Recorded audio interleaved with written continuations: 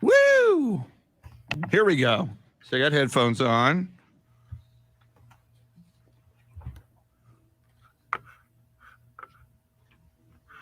James Rippey, you're in here early.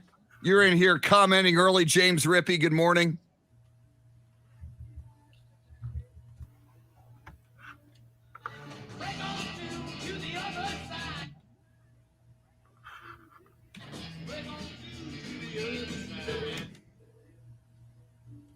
Hector Gomez.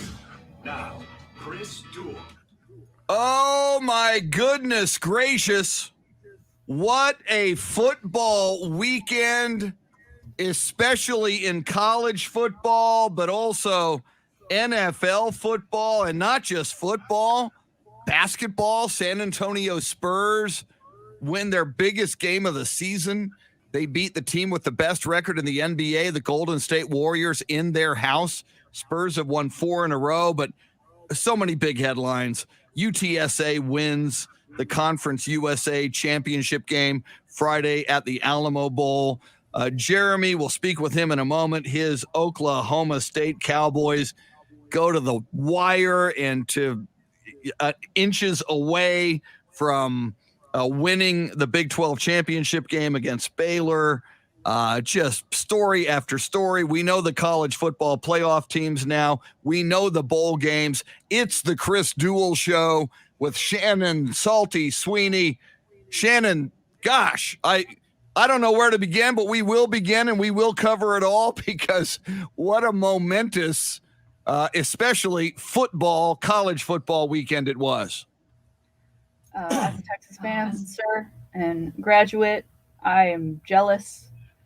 It was a rough weekend to watch all of those games, not have Texas involved in a championship conversation or a bowl-bound conversation. I felt like the episode of SpongeBob when Squidward is stuck inside and his friends are just running around, playing and gallivanting and being oh so excited. It's not the best time for the program, but things are looking up as they've started hitting the recruiting trail hard. But UTSA getting it done on a Friday night. It sounded loud. I did get to see some of that game on TV. It looked incredible. I think my favorite shot of the night is Coach TRAYLOR getting drenched with some sort of, I guess, blue Gatorade, blue Powerade. Yeah. And I know we talked to him previously about how he has people on his staff make sure to empty all of these coolers. Interested to know if heads will roll today because of that mishap that did take place after that win on Friday.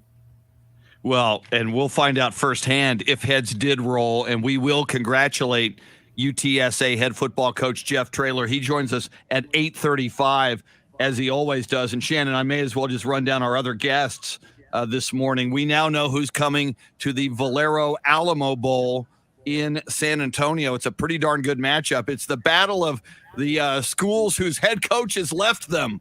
It's Oregon versus Oklahoma.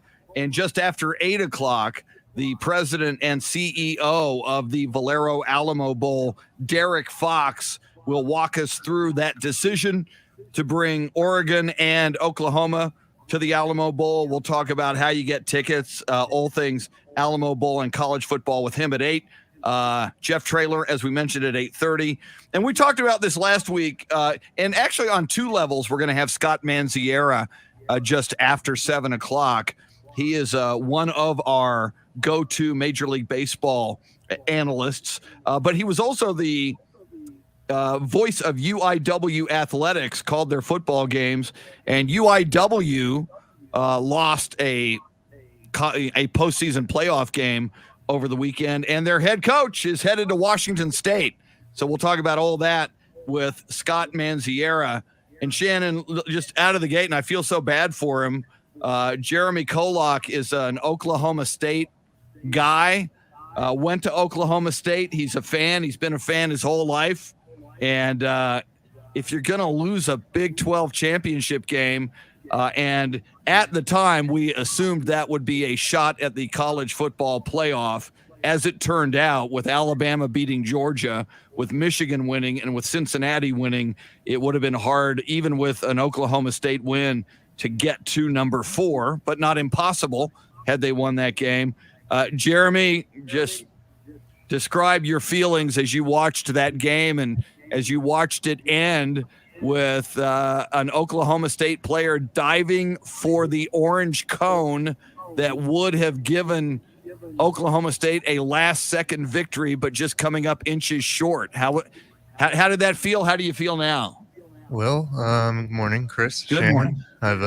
I've had better weekends myself, at least sports weekends. Like you said, we were inches away. The football was inches away from that pylon, and sometimes that's just the way things roll. I mean, we've been in situations this year where we probably won games and got through situations by an inch or a couple of inches, and so we this time it just didn't go our way by a couple inches. And I do want to say, from a football perspective, Baylor played very well. I mean, from the first time that OSU played Baylor, their defense looked like night and day. The Baylor defense. I mean, they made a lot of adjustments based on, I think, what they saw in the Bedlam game. And I mean, they're 6'4", 300-pound monster on the defensive end, their defensive tackle or whatever. I mean, he was the best player in the game. I mean, he impacted almost every play. So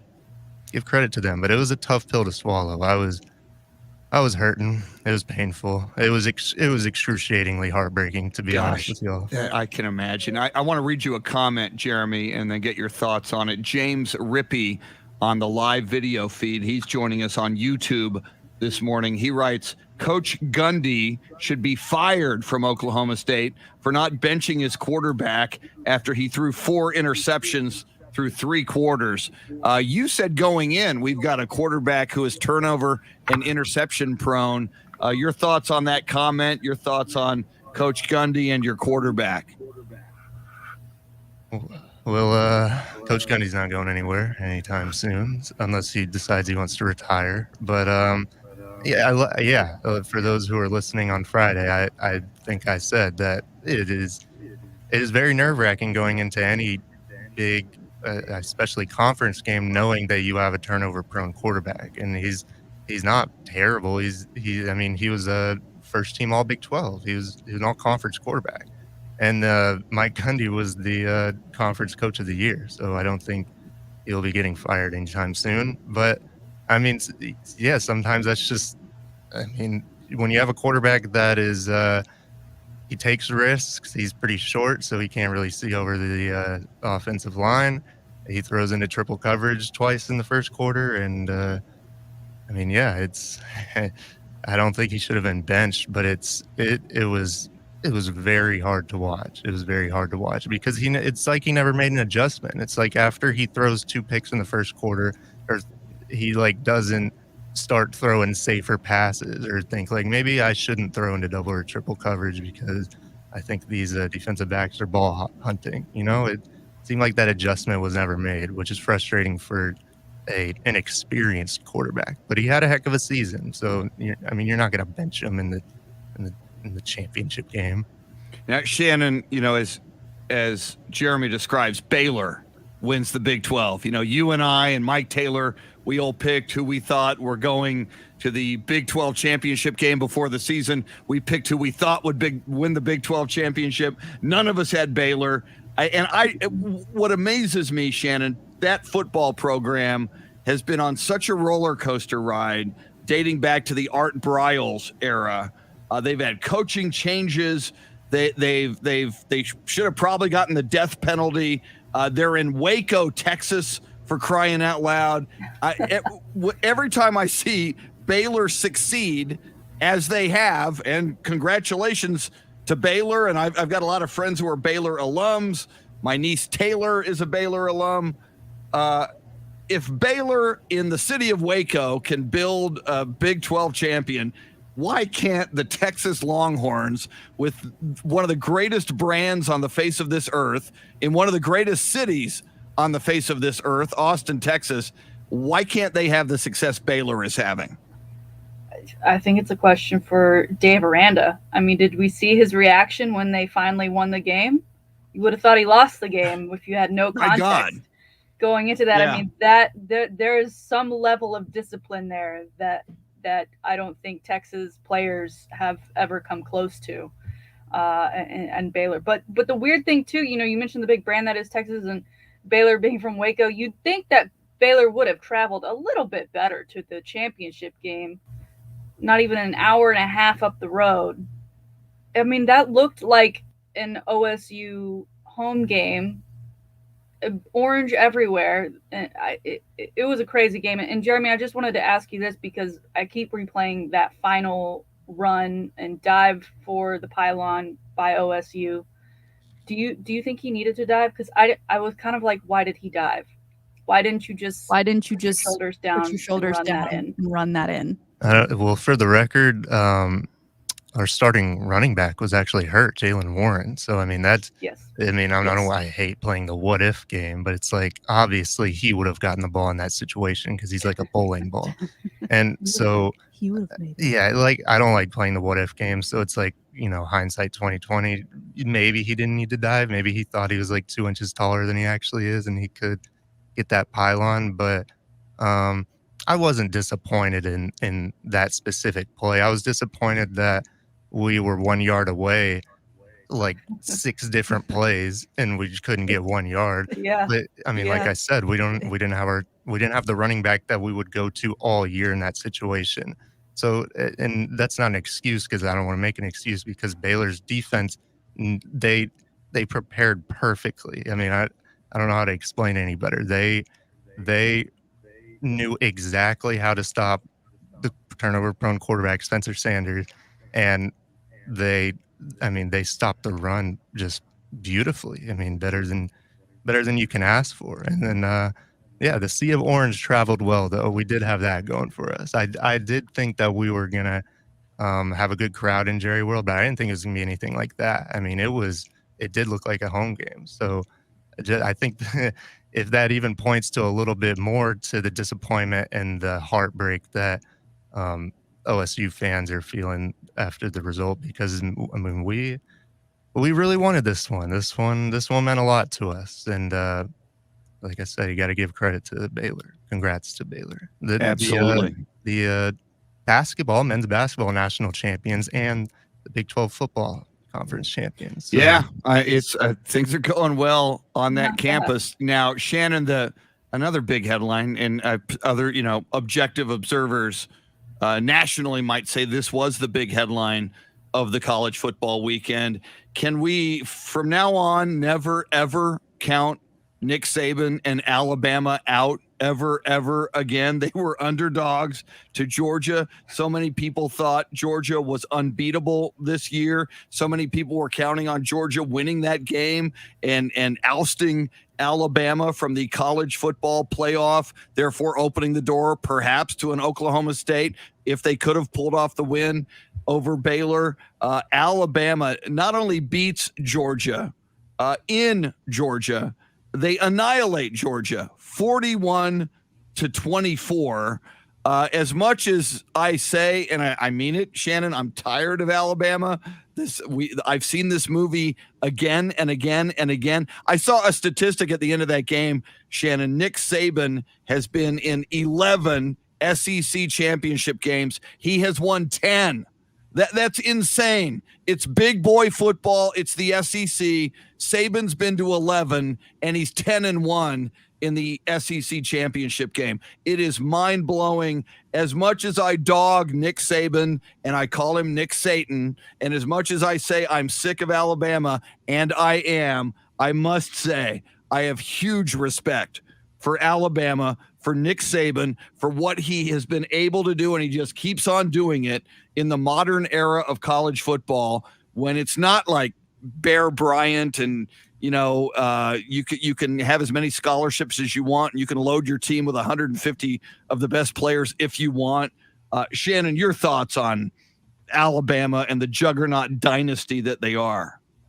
It really is unbelievable, especially as far as we know. There's no cheating going on, right? Alabama isn't throwing money at players on the side. Nick Saban isn't juicing them on the side. Like, That it is all starts with Nick Saban and trickles down. And how would you not? You get offered from Alabama. I don't know how kids are choosing to not go there. If you get that offer, I think you take it immediately. I mean, you want to go to college. You want to be in prime time. You want to have your skills displayed on national television in front of sold out crowds and millions of people watching. To go to the next level, you want to win championships in your own division. You want to win national championship. I mean, why would you never go to? They recruit themselves each and every year. I don't even know that coaches actually need to hit the road. They just send offer letters to the guys that they want. Mm-hmm. And like you, I'm so tired of them. But you can't knock them. No. What's your argument? Especially after they go out and they do what they did against Georgia. I am. You know, we've got the Final Four now with Alabama, Michigan, Georgia, and Cincinnati. So Alabama will take on Cincinnati to start the playoffs, with Michigan taking on Georgia. The part that bothers me is that we may get Alabama, Georgia again, and we already know how that's going to go down. Yeah, we're favored. I mean, it would be I think a huge, if Cincinnati beats Alabama, gigantic upset. If Michigan beats Georgia, I think that'll be an upset. I think Georgia is supposed to beat Michigan. So I guess, Jim Harbaugh, you're our only hope, to avert an all SEC national championship game. I'm sick of those too. And to try to just have a formidable national championship game. I mean, that would be kind of cool. Michigan and Harbaugh versus Nick Saban in Alabama. And again, Shannon, that would be David versus Goliath once again, because Alabama will be favored.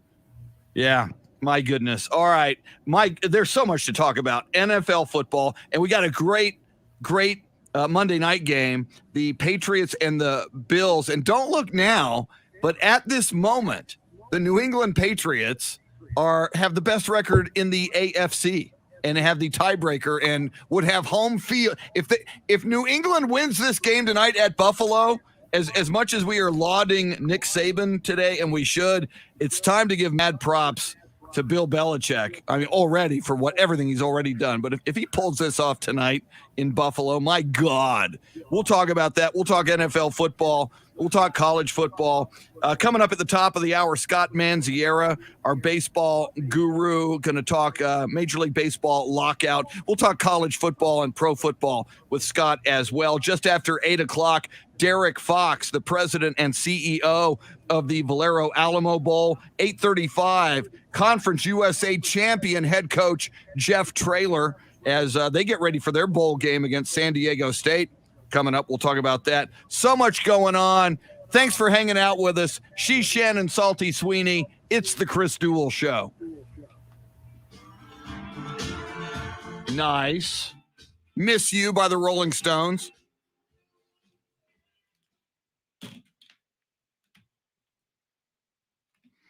That is my favorite Rolling Stones song, by the way. Good call. All right. Beth Settle, good morning. Let me go down. I'll see everybody who has made a comment in here. I'll say good morning.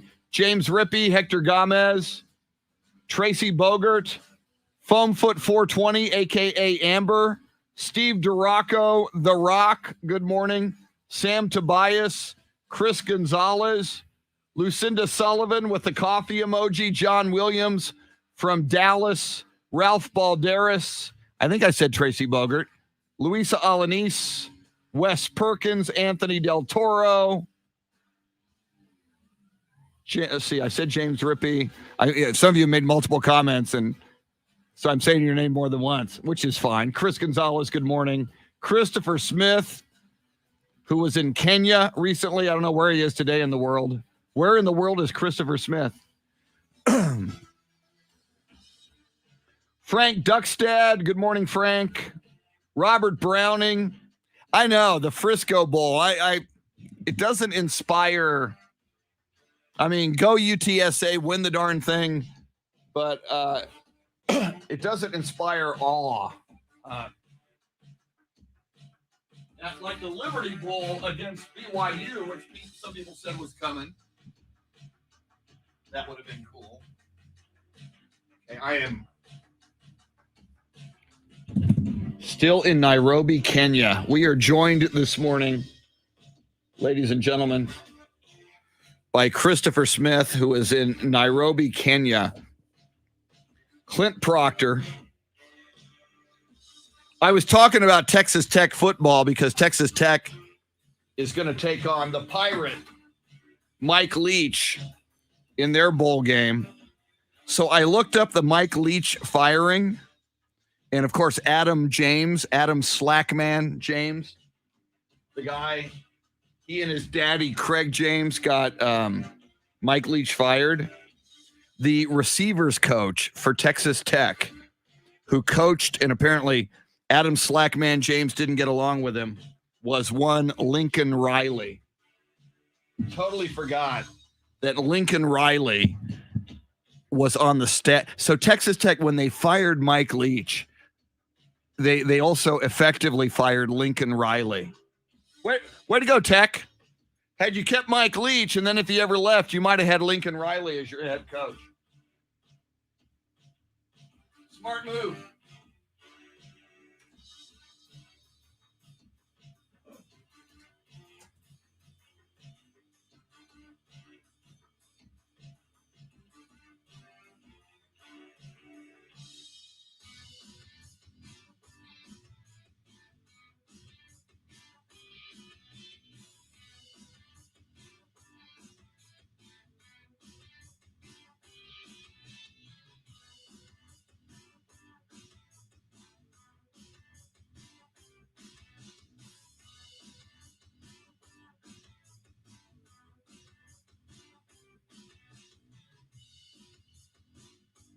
Whether you're spending on the essentials like groceries or splurging on dinner from your favorite local restaurant, do so with your Discover credit card.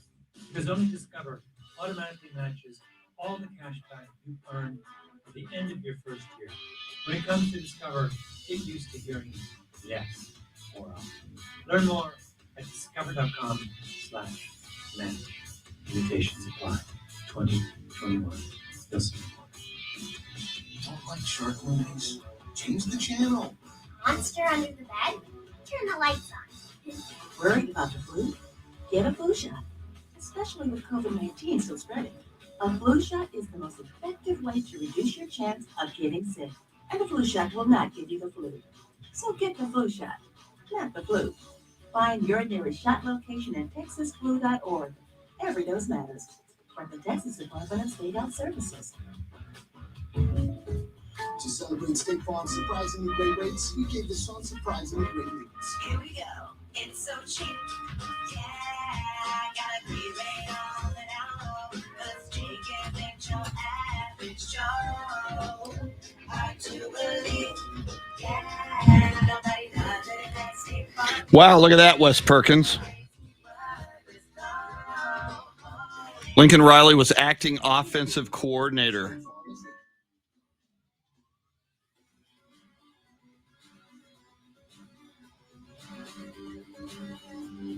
And he was from Muleshoe.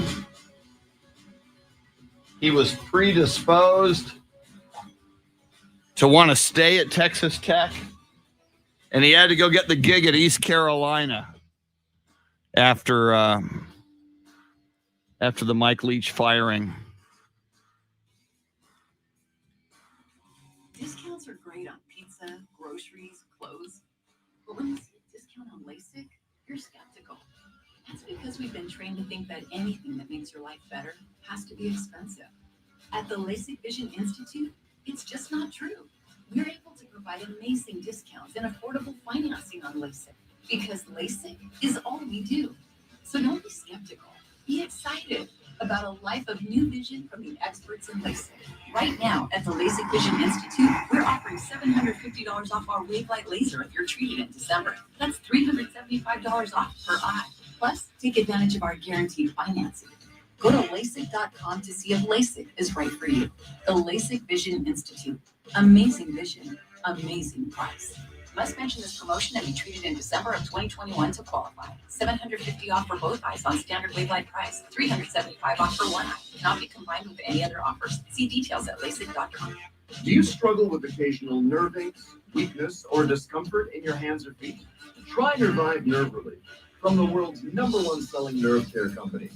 Nervive contains alpha-lipoic acid to relieve nerve aches, weakness, and discomfort, and B-complex vitamins to support healthy nerve function as you age.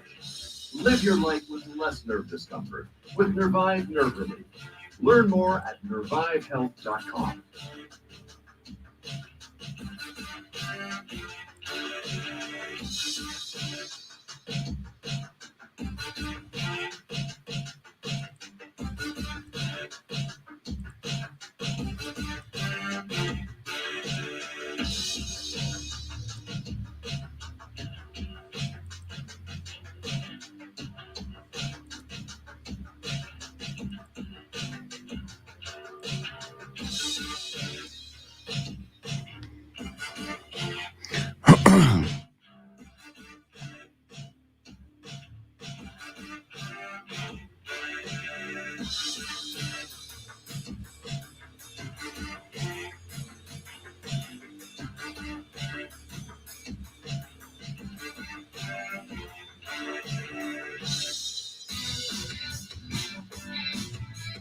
Yeah, Wes, I put that up on the screen earlier. I saw your USC Texas comment. And during the segment, I hit it and I put it up on the screen. So, yeah, I did see that, Wes. Enjoy it. Go ahead and mock USC and mock Texas now, Wes. Well, your Texas Tech Red Raiders are in a bowl game. We'll see you next year.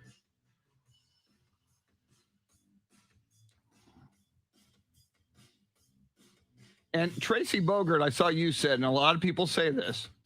See if I can pull it up, if I can find it. Where did you? There it is. Tracy, a lot of people say this. Ooh, wait till Texas and Oklahoma get into the SEC. James Allen says this. He's an Aggie. See, I don't necessarily agree with that because they'll be recruiting into the SEC. So this pool of players who want to play in the SEC. So you're going to get whoever Texas could have gotten anyway. Now you're in the SEC, and there's a pool of players who are good enough to play in the SEC, and they believe SEC football is big boy football. So I think if Texas and Oklahoma handle this correctly, that they'll be able to get even better players. Now, granted, the SEC is the SEC, and you got to take on all these great programs. So it is going to be tough. But again, I was just talking to Shannon about Baylor and Waco and their ability to have success there. If somebody manages, and maybe Sark is the guy, and maybe Chris Del Conte can make it work. If somebody manages that Texas brand and all that Austin is as a destination, here we go. A Chris Duel Show with Shannon Salty Sweeney. Thank you. Thank you very much. I can't get enough Elvis, man. I love Elvis. I would play Elvis Christmas music. I need to do that some year, Shannon. Just an entire Christmas where the only Christmas carols that are allowed are Elvis Christmas carols. Because nothing says Christmas more than an overweight guy in a white jumpsuit with a cape. I'm just saying. I love Elvis. There's some good Christmas tunes coming from that man, but I don't know that I could only do Elvis. He is in the playlist. I could only do Elvis. And I'm a Barry Manilow fan. I was in HEB the other day, and they're playing Barry Manilow Christmas carols. I can live with that. And I'm a James Taylor fan, Shannon, the original JT. Every time you go, well, JT did this. I go, wait, James Taylor? James Taylor has a Christmas album that is quite good as well. Fantastic. Yeah, that one's in there too. I'm just saying. Now, does your boy Justin Timberlake, does he do Christmas carols? He himself does not, but NSYNC has a pretty highly rated, I'm sure you've heard the main Merry Christmas, Happy Holidays song that is like typical supermarket Christmas time music that gets played quite frequently. So he's part of that. And one of the reasons artists do Christmas carols is the royalties are just through the roof. I mean, every Christmas those songs are played and sold, and until you die, and then you're apparently Bing Crosby White Christmas just continues to generate millions of dollars in royalties for Bing Crosby's estate, and he's been dead forever. So, I mean, that's you want to get rich. A, become a rock star first, and B, then do some Christmas songs. You just get tons of royalties off of those. So, woo! All right, let me set the table here. Then we will do our high five play of the day. First of all, you're welcome to join us on the phone lines. Always, we take your calls in the morning. 800-707-9760. Just after 7 o'clock, our baseball savant, and we'll talk all sports with Scott MANDZIARA. He was the former voice of the UIW Cardinals. University of the Incarnate Word in San Antonio. He's a St. Louis sports guy. He's back in his native St. Louis now. We talked about him last week when the Major League Baseball lockout happened. So we want to talk to him about the Major League Baseball lockout, and we'll talk football, and we'll talk about the UIW coach now headed to Washington State. We learn over the weekend. Coming up as well in the 7 o'clock hour, Shannon's salty shakedown, extra salt this morning from what I understand. And it will involve maybe a Texas Longhorn story or so. We'll get into that. Sports history, sports birthdays. Just after 8 o'clock, the president and CEO of the Valero Alamobowl, Derrick Fox. We found out yesterday who's coming to the Alamobowl in San Antonio. It is Oregon versus Oklahoma. We will get into that. And, of course, Jeff Traylor, the champion, Conference USA champion, head coach, Jeff Traylor. And Shannon, you said as well, and I was unable to attend the game, but I was able to watch the game on the CBS Sports Network. The announcers were raving about the crowd in the Alamo Bowl. The size of the crowd, over 41,000 fans. B, the noise in the Alamo Bowl, Alamo Dome for UTSA. I just hope, Shannon, that, because we've talked about this, we've always thought there should be more fans supporting UTSA football in the Alamo Dome. I hope the fans got a taste of what it can be, what it's like to win a championship, what it's like to rock that building. And I hope this is the beginning of a new era for UTSA football, where they just bring big crowds there and they become a force and a home field advantage for that football team. Yeah, especially, the offseason. I know they still have the bowl game, but it's going to be 9 months before that team plays again in the Alamo Dome and in front of a crowd and playing meaningful football.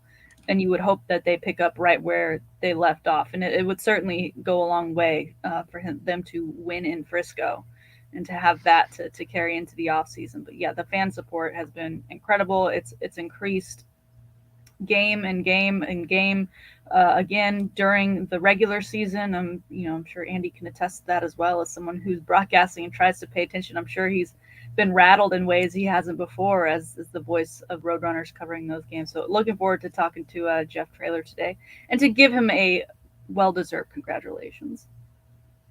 And I'm going to read one comment from Robert Browning. And Robert joins us most mornings from Japan, which is amazing.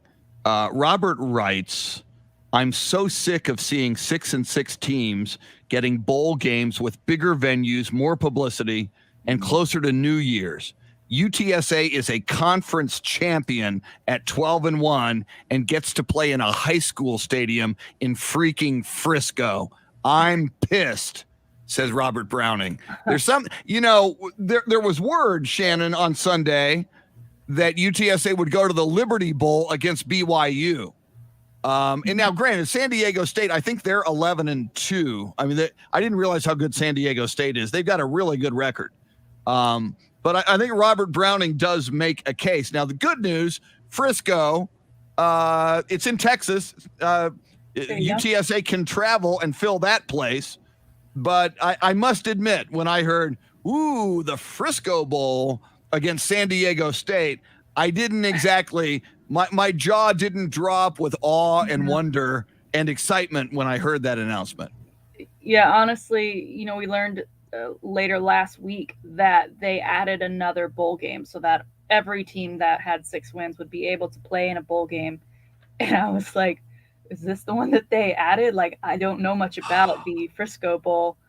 And I get the frustration, a lot of the, like, we're talking the Alamobowl today, like that bowl is set up for, this Pac-12 versus Big 12, right? Like a lot of those bigger bowl games are set to where they involve teams from certain conferences. And, that's part of why, we're getting so much movement right now across the board. And obviously UTSA about to make a conference move. So hopefully, should the success continue and should they continue to be seen and heard, they'll get those bigger bowl games in the future. But the game is going to be on ESPN, which is great. I mean, it's going to be a nationally televised game. So, for those that don't want to go to Frisco because it is a high school stadium or whatever, all right, it'll be on TV. I'll be watching. Technically a soccer stadium, I believe. Yeah, John Williams from Dallas telling us Dallas FC plays there. Yeah, FC Dallas. And a point you alluded to there, Shannon, it's a big point. As UTSA moves into the American Athletic Conference, bigger conference, you win there, you're going to get to bigger bowl games. So, and I mean, Cincinnati currently in that conference, they're in the college football playoff. So you go to that conference and you win, and you can do some amazing things, as the Cincinnati Bearcats are proving to us. All right, let's get this thing going. We love giving out high fives. We do it every day at this time. It is the high five play of the day, appropriately sponsored by High Five, 2 locations in the Austin area, and they got everything you're looking for. Big screen TVs all over the place. Watch all the sports you love. Great food, great drinks, food specials, drink specials, a gazillion games you can play, from bowling to laser tag to axe throwing and so much more. Get into High Five, 2 locations in the Austin area. To whom do we give out high fives this morning, Shannon? It's going to be a multitude of folks here, Chris. For anyone who watched any NFL game, starting with the Cowboys last Thursday, maybe you dabbled a little bit yesterday, or maybe you're just planning to watch the Patriots and Bills tonight, you will notice this, or would have noticed this. A lot of guys wearing some pretty creative cleats out there on the field. It is NFL My Cause, My Cleats week, which allows players to create custom cleats. Some of them just draw on their cleats. Others have full-blown partnerships where they're completely customized with graphics and emblems, and they have a cause on them. The cause that is special to those individual players. There were so many to choose from. A couple of my favorites. Gronk, of course, we see him in the USAA commercials during this season. He honored the USO with help from USAA with his custom cleats. Joe Burrow had some really cool looking Athens food pantry cleats. Carl Nassib of the Raiders supported LGBTQ and the Trevor Project with his cleats. I'm not sure what Zeke's were, but I just remember them being bright neon yellow on that Thursday night game. I think it's a really great initiative. I got the Cowboys in front of me. Zeke's was community outreach for the Oak Cliff community in Dallas. So since you brought that up, I throw that out at you. Go ahead. Yeah, I mean, there's so many great causes that players were bringing to light with their cleats. I understand why the NFL is strict on the custom cleats throughout the season. They are a little distracting to the eye, right? That Zeke, I was like, oh, there he is. That's Zeke. It's not Tony Pollard, because look at those bright yellow shoes. But I love the idea behind it. Even I was watching, I guess it was the CBS crew ahead of kickoff yesterday, and they too had their own custom shoes that were made, and they were auctioning those off. All of these cleats will also be auctioned off to give back to those causes that they are raising awareness for. I just think all around it's a great initiative. If you go to the NFL's website, there is a My Cause, My Cleats page where you can see videos of players explaining their causes and talking about their cleats and why they're important to them. And you can get all that information there. So a high five to all aspects of this great campaign. I love it. The NFL does great awareness. They wear the pink for breast cancer awareness, for a month, and then this thing, My Cause, My Cleats. And as you mentioned, Shannon, it's a really cool thing. You go to NFL.com and you click on My Cause, My Cleats. And as Shannon says, there's videos of players explaining. As I mentioned, I got the Cowboys in front of me. And for example, Dak Prescott's cleats, and of course they played on Thursday night, the cause was mental health.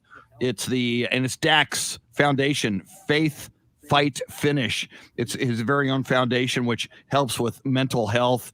Just looking at a couple of others, Brian Anger, the punter, military appreciation and support. He's doing the Project Restoration Foundation, which is very, very cool. CJ Godwin, youth mentoring. The Pega Foundation was his. And one other, Connor Williams, I thought was cool, of the Cowboys. Shannon, Connor Williams' cause is anti-bullying. An organization called Anti-Bullying Pro, and that's pretty cool.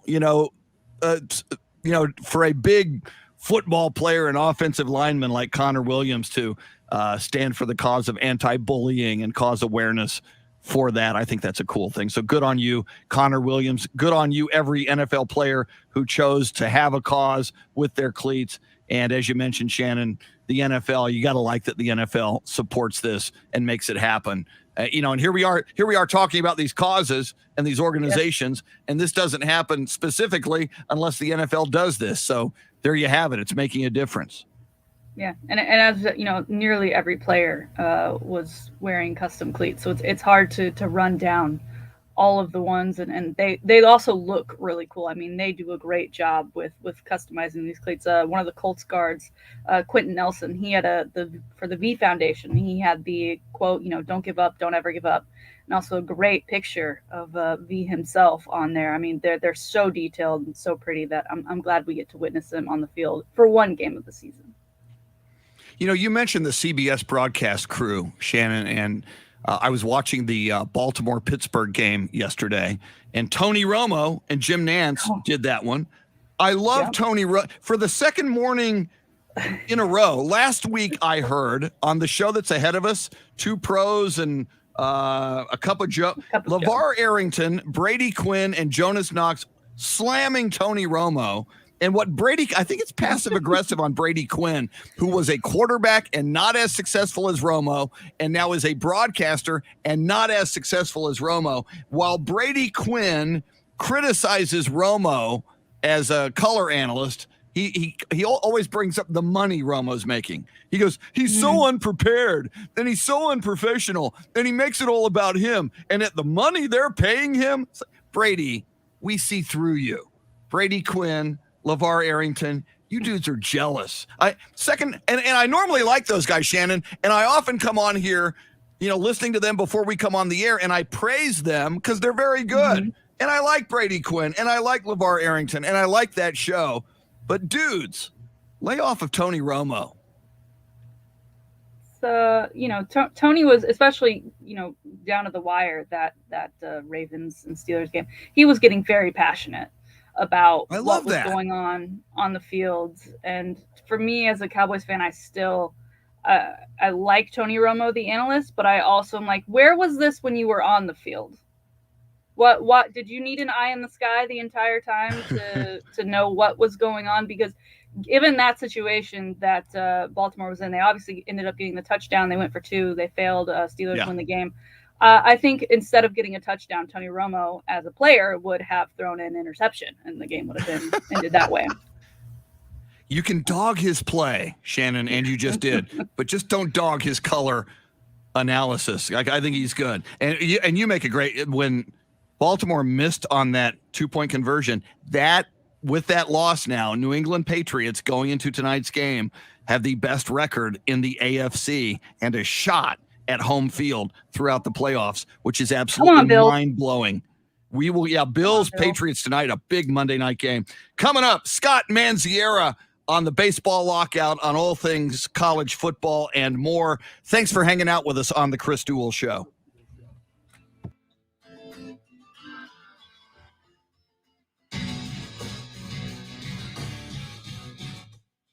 Robert, I think it would have been something like the Liberty Bowl. And, Shannon makes the point a lot of the bowls are set with, what conferences they go after. And a lot of them do go after Power 5 conferences. But that's a great question. I'd have to look at the bowls more closely and how they typically make their selections.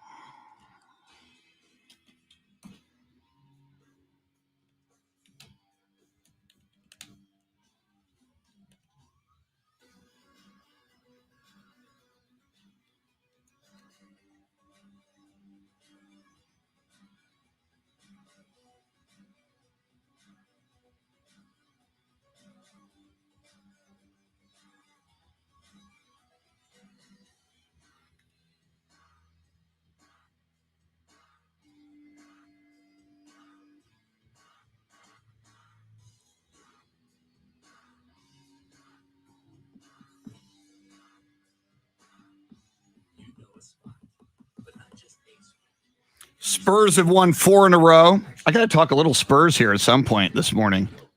They beat the Golden State Warriors in their house, the Chase Center in San Francisco. 4 in a row now for the Spurs. They're in Phoenix tonight. Obviously, that's going to be tough. But we shall see.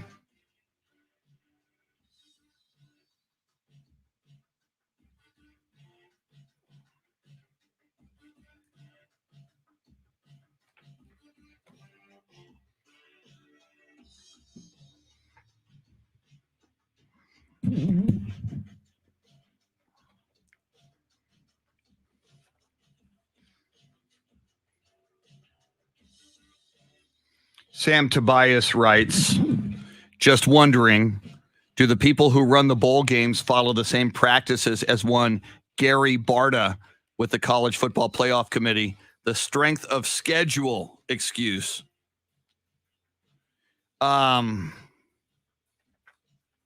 Yeah, the good news for UTSA is that they are headed to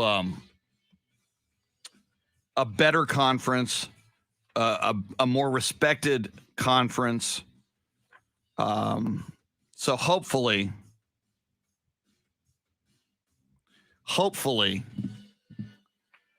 they continue to win, and I think they will. This is a great season. I think they're only going to get better and continue to recruit better. And now in this new conference, that's going to help them.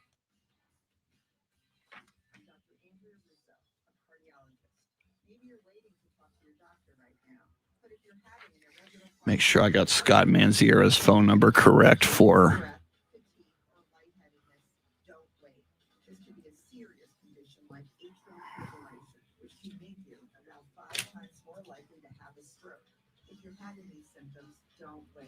Talk to a doctor by phone, online, or in person. Brought to you by Bristol Myers Squibb and Pfizer.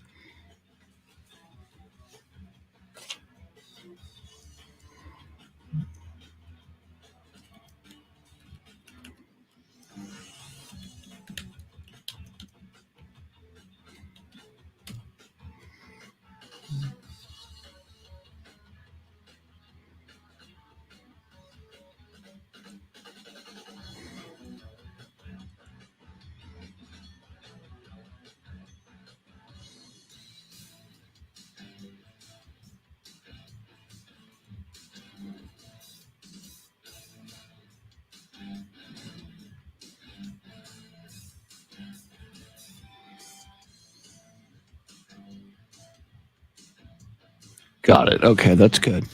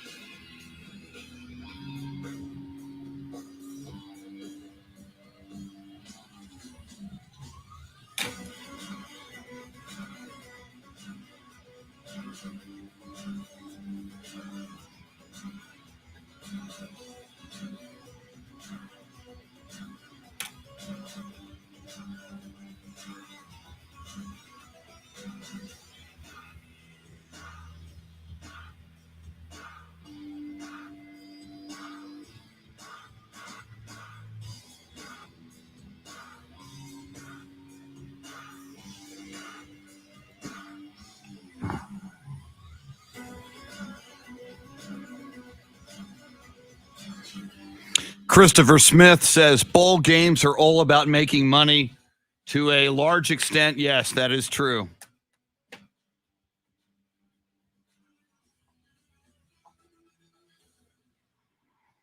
Which is one of the reasons why you've got this college playoff at 4 teams and not expanded yet, because all of these individual bowls, there's so much money being made, and a lot of these individual bowls don't want to give that up. Although I think the argument can be made, there's plenty of money to go around, and you convert those bowls into college football playoff games.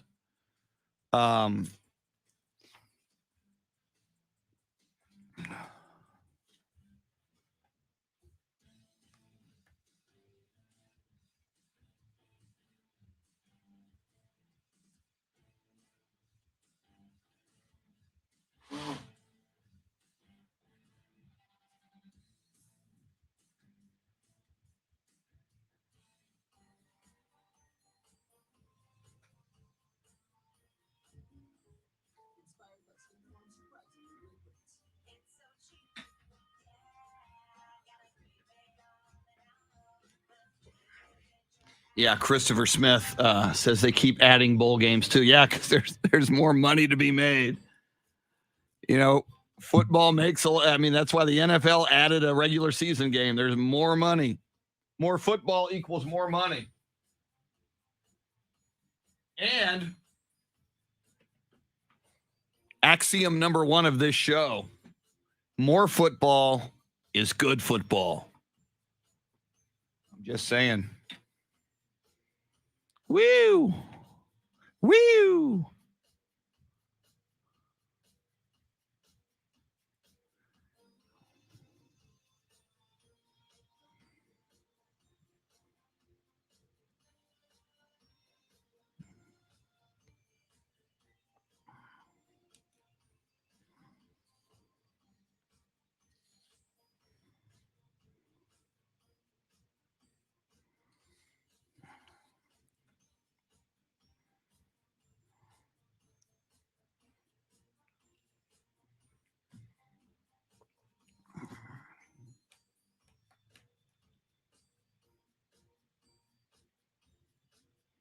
Robert, good question, but a lot of that money obviously is advertising dollars.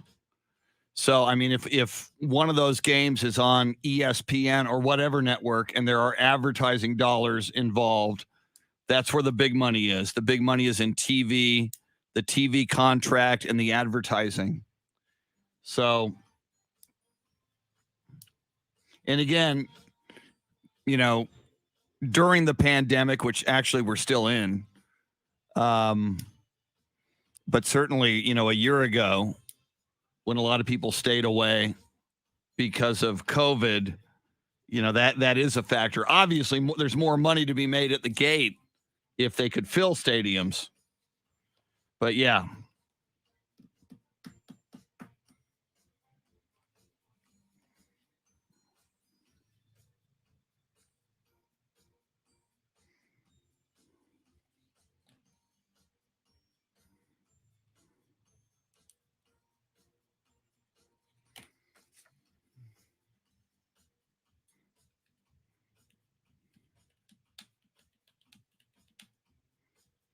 Thank you, sir. Scott MANDZIARA is on the line. Here we come.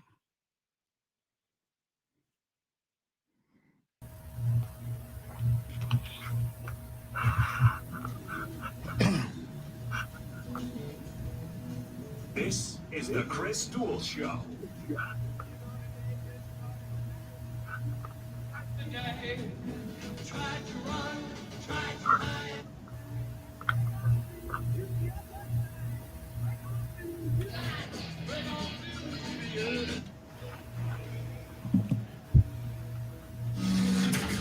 Now, Chris Duel. What a weekend it was in football. What a weekend it was in sports in general. Of course, college football dominated the weekend, led by Alabama's destruction of Georgia. And from there, all the dominoes fell into place in the college football playoff and the college football playoff rankings. And then all of the bowl games came together.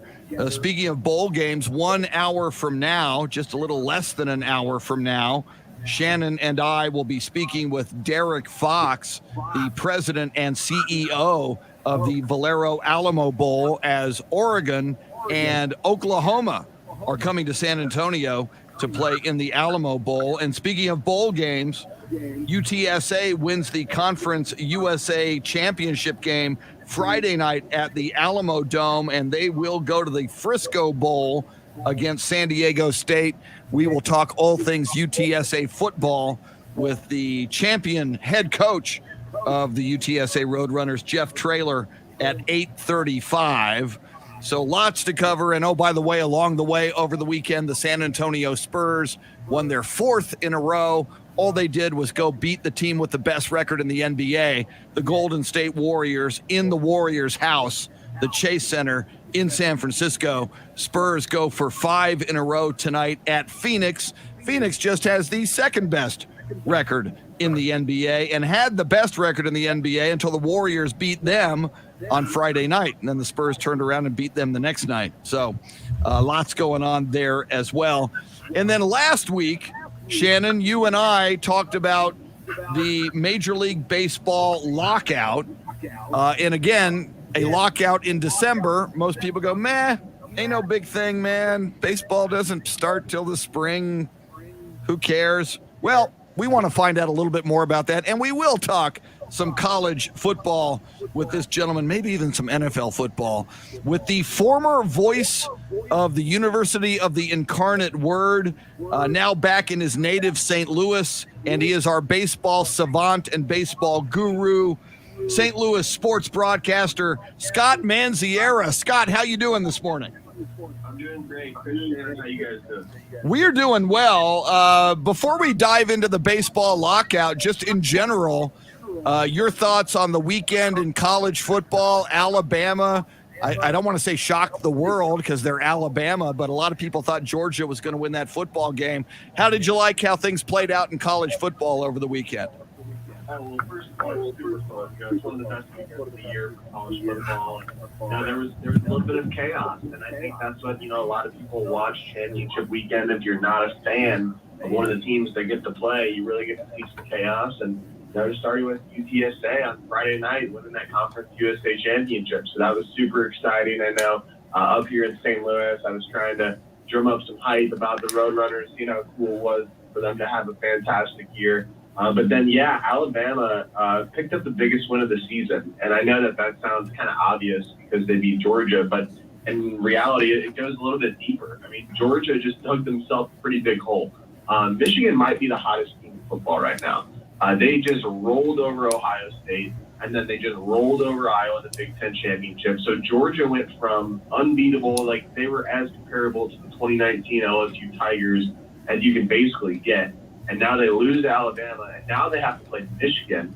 So you go to the College Football Playoff Committee, not surprised that they didn't want Alabama and Georgia to play each other in that first round. But we could be seeing a rematch of it in the championship. But, Alabama picking up that win against Georgia. I think the game against Cincinnati is pretty much a bye. I really don't think Cincinnati has a chance. I hope I'm wrong, but that's what I thought. Oh my gosh, pretty much a bye. Oh, ouch. Got this morning to Cincinnati. Okay, so who do you want to see in this championship game versus who you actually think is going to get there? Honest with you, I would love to see Alabama, Michigan. I really would.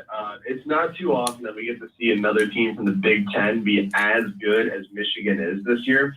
And I think they've really kind of embraced more of an underdog role. I mean, they were finished to pick to finish 4th in the Big Ten this year. They make an unbelievable run. Their offense is exciting. Their running back actually went to my high school, Hassan Haskins, who's now the best running back in Michigan history in terms of rushing touchdowns. So I got a little bit of bias going there for them as well. Who do I think is going to be there? really, Shannon, I do think Michigan has a legitimate chance to beat Georgia, but I think that I wouldn't be giving Georgia enough credit if I said it wasn't going to be Alabama, Georgia. Yeah, I got the sinking feeling. And Scott, you know me, I'm just tired of Alabama, and an all SEC national championship game. I'd rather not. As you mentioned, Michigan versus Alabama, to have Nick Saban versus Jim Harbaugh, that alone, those two mega personalities at head coach would be a lot of fun as well. But I tend to agree with you. I'm going to assume it's going to be Alabama versus Georgia unless it is proven otherwise on the football field. Scott MANDZIARA with us. Scott, you did mention UTSA, and you, as the former voice of the UIW Cardinals, I think you called the game for UIW when they were in the Alamo Dome against UTSA. Do I have that right? Yeah. First game ever since I moved to San Antonio. UIW is coming off a run of the FCS playoffs. First year for head coach Eric Morris. I might have been the second year. I apologize. But it was my first game, and everybody I talked to in the city, because I moved to San Antonio knowing nobody, was like, hey, this is going to be the biggest game. Doesn't matter if UIW goes back to the playoffs. Doesn't matter about anything else. When they play UTSA in week one, that will be the biggest game you call this year. I don't care if they go to the FCS championship. And you know who was starting as a freshman quarterback and a freshman running back? Frank Harris and Sincere McCormick. Wow. We'll put on an absolute show. Frank actually got hurt at the end of the game, and I believe missed the rest of the season. But him and Sincere were absolutely electric when I watched them, and I try to spread the word up here. Well, and that's why I thought, you described watching that game over on Friday night, Scott, and you having, experienced UTSA versus UIW in that Alamo Dome, you having done the play-by-play for UIW in that game. Your thoughts on, and you come from a different perspective. I mean, you came from St. Louis, you spent time in San Antonio as the voice of UIW athletics. Now you're back in St. Louis. You watched the game on the CBS Sports Network, as I did. I was unable to get to the Alamo Dome to be there in person. What were your thoughts of just what you saw both on the field from UTSA and what you saw from that crowd of 41,000 plus in the Alamo Dome? I mean, it's incredible. Seriously, you think about UTSA, and you don't think about an absolute juggernaut of a football team having an amazing year, especially this year, Chris. Out of all the college football craziness, Clemson wasn't very good this year. You saw Wake Forest in the top 10. No one was really able to stay consistent. You think about Oklahoma and Oklahoma State. They weren't able to put away the entire year. I mean, UTSA was one of the few teams that actually had an incredible year and then capped it off with a conference championship. It was awesome to see. In the Alamo Dome, are you kidding me? We talked about that week one game, UIW, UTSA. It was probably like 13,000. There's always been complaints about, not enough people getting to the Alamo Dome. And that was so, so, so cool. And to go up against a Western Kentucky offense, in fact, their quarterback actually was in the same conference as UIW when I was there. His name is Bailey Zappi. Threw for about 5,000 yards this year for the Hilltoppers. He's an insane quarterback. And then for UTSA to really just be able to put it away and cap off an amazing season, so much fun. And I would be remiss if I didn't bring up UIW too, who was in the FCS playoffs. They lost the number one team in the nation, Sam Houston State, in a heartbreaking fashion. I felt so horrible for them. But I'm so happy for just incredible football in San Antonio, and I'm so jealous I wasn't in person down there to see it. Scott, I've got one more football question for you before I get to baseball. A lot of coaching changes, Incarnate Word, one of those that is experiencing that right now. But other coaching changes, including just guys that commit to a school and they get giant contracts and giant extensions, lots of money thrown their way. And then guys like Lincoln Riley, as well as Brian Kelly, who ditch ship and go forth to their new program, seemingly just leaving their old programs in the dust. Your thoughts on all of the coaching carousel happenings this year? So here's the big thing for me, Shannon. Why is nothing changing? Why is nothing changed about these coaches leaving? It's like we all get super shocked that they leave, and they have these massive buyouts when they get fired. Being a college football coach might be like the best job in America. You have coaches that have been fired after their first and second year and still get an absurd amount of money. And then you have them just leave before their season's even over with no penalty. I mean, it's insane. It's insane. And the amount of hate that Brian Kelly's gotten, and you guys know this, I am a bit of an LSU fan, is really, really funny to me. And I watch on the surface, like based on, what Lincoln Riley did at Oklahoma as well. I never thought for a second Notre Dame had a chance to make the playoff. I mean, there had to be pandemonium on Saturday for that to even be a shot. But I would bring that up only because Lincoln Riley has really faded away from Oklahoma. I'm so happy that he's at USC, Chris. I know we've talked about it. It's an awesome fit for him. It was a genius move by him. But he's kind of skated away without getting too much negative energy towards him outside our good friend, the Blue Collar Sports Dad. It's super crazy to see. I'm excited with the moves that were made. I'm excited Brian Kelly is at LSU now. I was a little worried what was going to happen for their head coach. But yeah, it was a crazy coaching carousel this year again. Well, and as that was Shannon's final football question, I do have one more football question for you involving UIW. You mentioned, and it was amazing, they took on Sam Houston State, who is undefeated, number one in the FCS playoffs. They lose 49-42. It was 42-42 late in that ball game. But Sam Houston State wins at 49-42 over University of the Incarnate Word. Their head coach, Eric Morris, who has done amazing things at UIW, now reportedly headed to Washington State to be the offensive coordinator. Your thoughts on that move for him and for that university? I know we have a lot of great, awesome UIW followers to your show, Chris. I got to see it firsthand. When I heard about the news, my first reaction was very surprised. Eric Morris' background, he was the Texas Tech offensive coordinator when Patrick Mahomes was there, when Baker Mayfield was there. He has turned John Copeland into an unbelievable quarterback who now entered the transfer portal. His current quarterback has been unbelievable, might win the MVP award in the FCS. He is obviously a quarterback guru. And I was very surprised to see that he was leaving for a Power 5 offensive coordinator position. Obviously, it was a great opportunity here for them to go up to Washington State, to be the offensive coordinator. I think he's going to believe that it's going to lead to a quicker SBS head coaching gig, would be my guess. Washington State's had some issues, with their offense. So if he can turn it around, I hope that he does land somewhere and gets a head coaching job, because what he did to that program in UIW cannot be ignored. He was unbelievable. I can tell you, working with him one-on-one, he was an outstanding person, really caring, incredible high football IQ, and I'm excited to see what he does with the Cougars. All right, Scott, we talked to you throughout the playoffs earlier this year. I brought up the fact that we kind of have this lockout looming in Major League Baseball. You didn't want to go there. You didn't want to put that into motion by speaking it into existence. But here we are, December 6th. We're in it. It's the 9th major strike going on in MLB's history. Some have lasted a couple weeks, some a month. But the last one, 1994 to 1995, from August 12th to March 31st, being the longest one. How long do you see this one going, and do you think we'll get the season started on time? This sucks right now, Shannon. That's the best way to put it. I do think that it's going to go into the new year. It's going to go towards March. I don't know the exact date that they'll be done. Obviously, the optimism in me tells me that we're going to start spring training on time, but you never know. And it's more than that, because even if they wait until March to be able to end the strike, remember, players can't go to the facilities.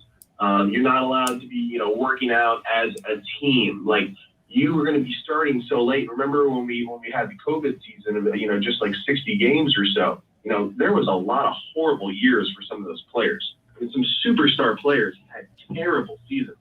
And you want to talk about not being able to have pitchers and catchers report late January, early February. You want to talk about not being able to go through a normal workout routine, like as a team where your coaches can be in contact with you to help set you up.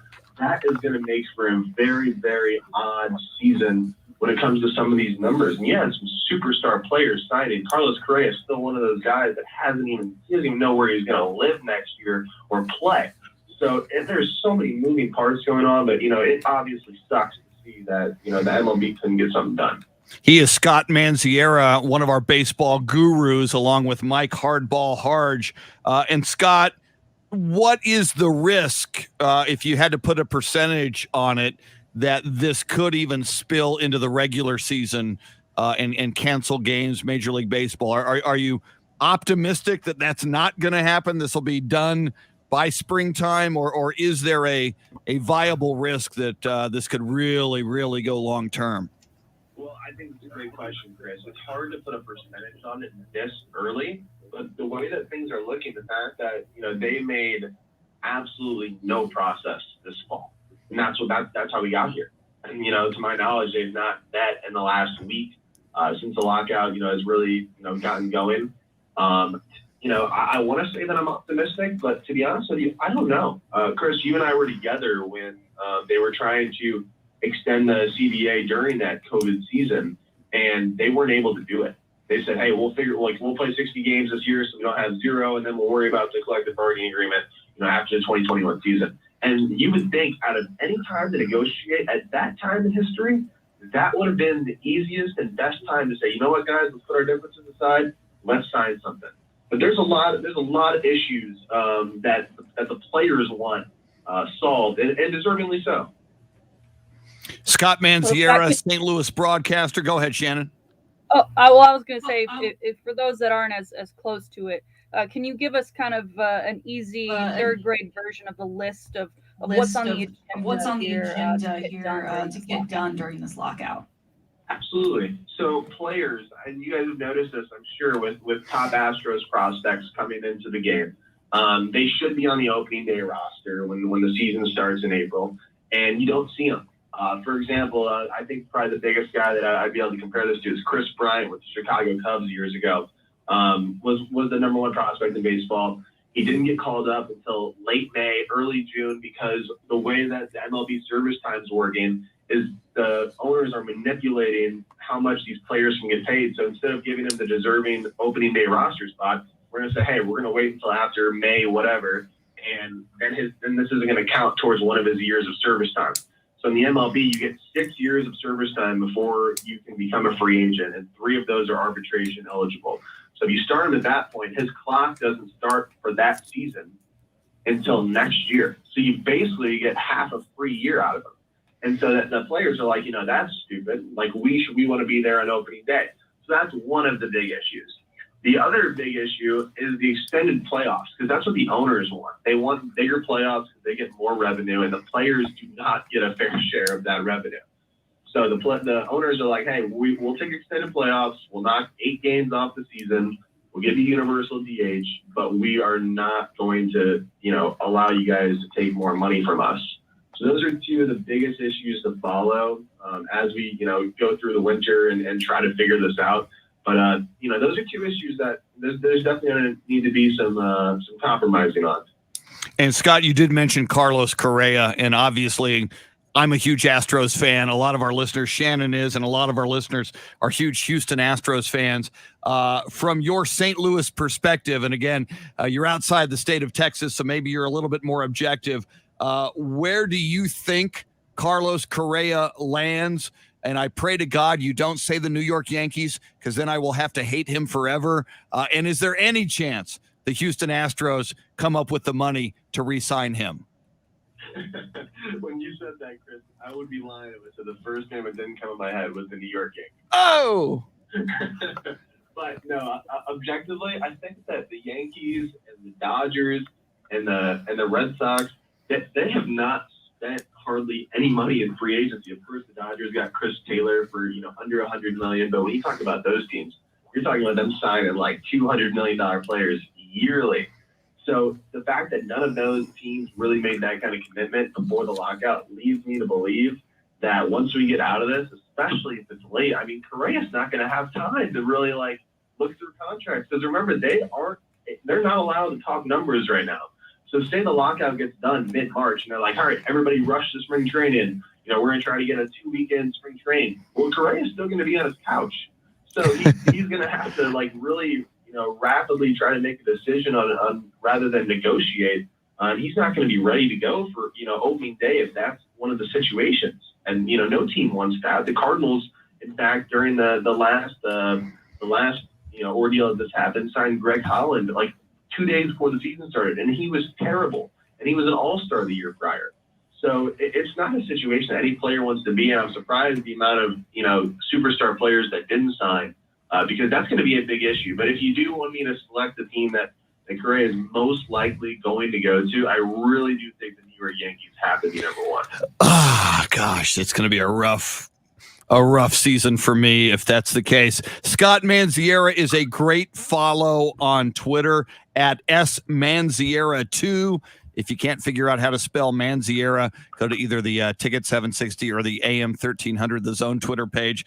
We've got that up for you, having him on the show today. So you just click on it and go follow Scott MANDZIARA on Twitter. He's a great follow. Scott, as always, outstanding stuff, man. We'll do it again real soon. Thanks for joining us this morning. Absolutely. Thank you, Chris. Thank you, Shannon. Thanks, Jeremy. I appreciate coming on with you guys every time. And if we don't talk before the new year, happy holidays, happy new year to you guys.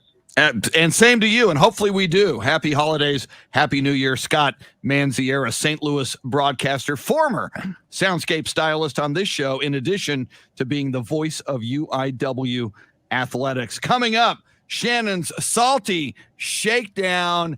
I got a feeling you're going to find this one extra salty on a Monday morning. This day in sports history, sports birthdays, and more. Just after 8 o'clock, the president and CEO of the Valero Alamobowl, DERRICK Fox, will talk about the big matchup coming between Oregon and Oklahoma.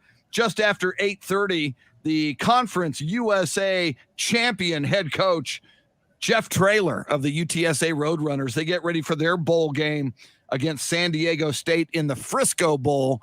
Lots of ground to cover. Thanks for hanging out with us till 9 on the Chris Duel Show. Woo! Woo! Woo! I should wear my Spurs glasses when I say that. Woo! Woo! In pop, we trust.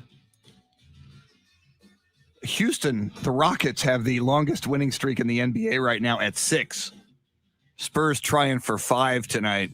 Again, if they beat the Golden State Warriors and first of all, they beat Portland, who were 10-1 at home. Granted, Damian Lillard was out, but the Spurs have had a lot of guys out as well.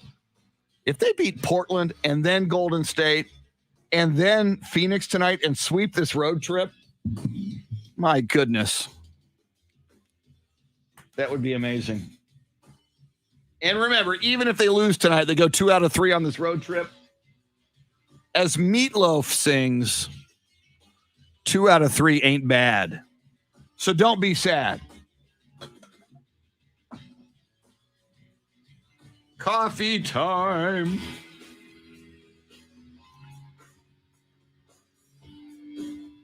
Woo! Woo! Woo! Be back in a sec. Chris Gonzalez, I hope you're right.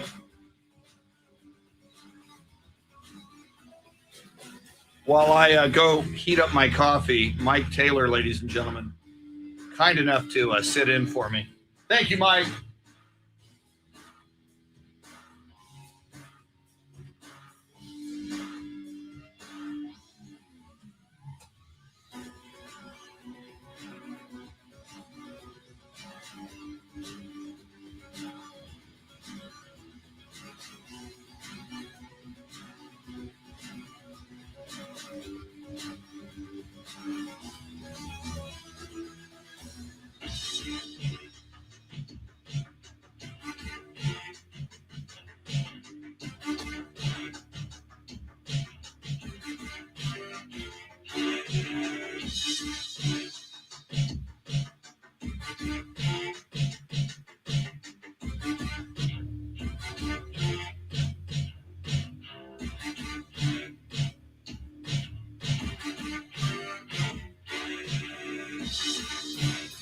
Do you struggle with occasional nerve aches, weakness, or discomfort in your hands or feet? Try Nervive Nerve Relief from the world's #1 selling nerve care company. Nervive contains alpha-lipoic acid to relieve nerve aches, weakness, and discomfort, and B-complex vitamins to support healthy nerve function as you age. Live your life with less nerve discomfort with Nervive Nerve Relief. Learn more at nervivehealth.com.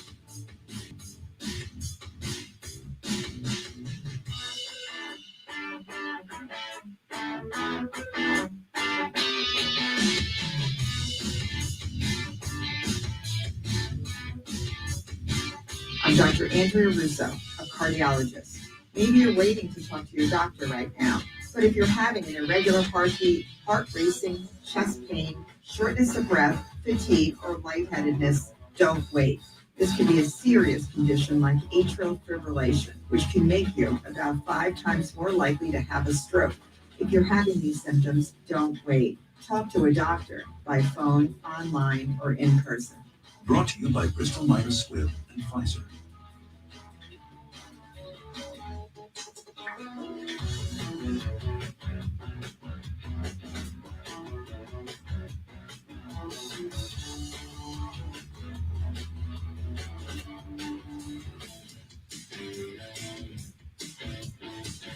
Woo! Thank you, Mike Taylor. Thank you for sitting in.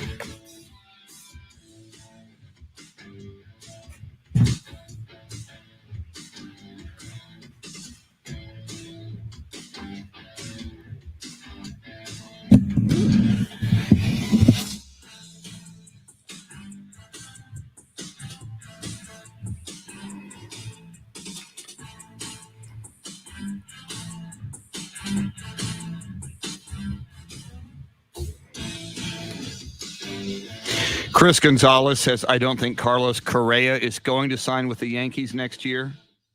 Either Stanton or Judge is a free agent. 2 other big players. I don't know, man.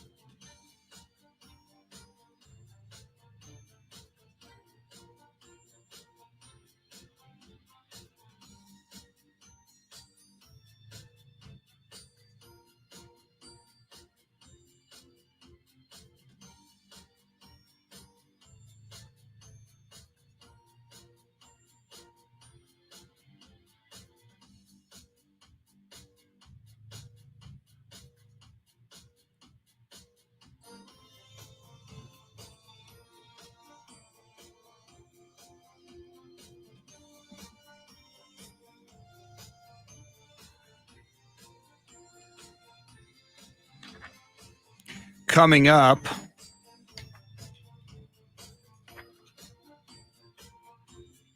top of the hour, Derek Fox. Back. Check something here.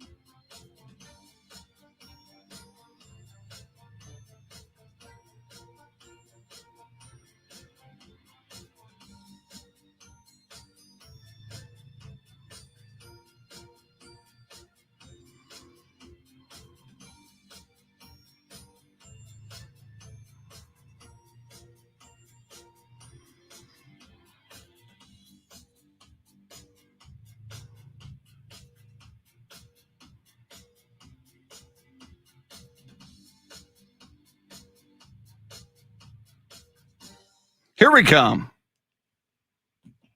Woo!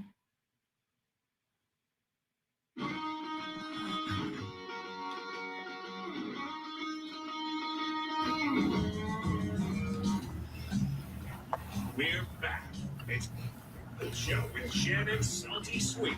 Join in by dialing 1-800-707-9760. Big show all morning long. We appreciate you joining us. She is Shannon Salty Sweeney.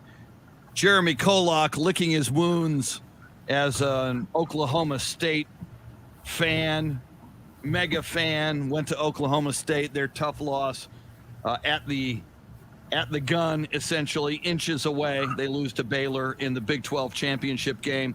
Big 8 o'clock hour coming your way.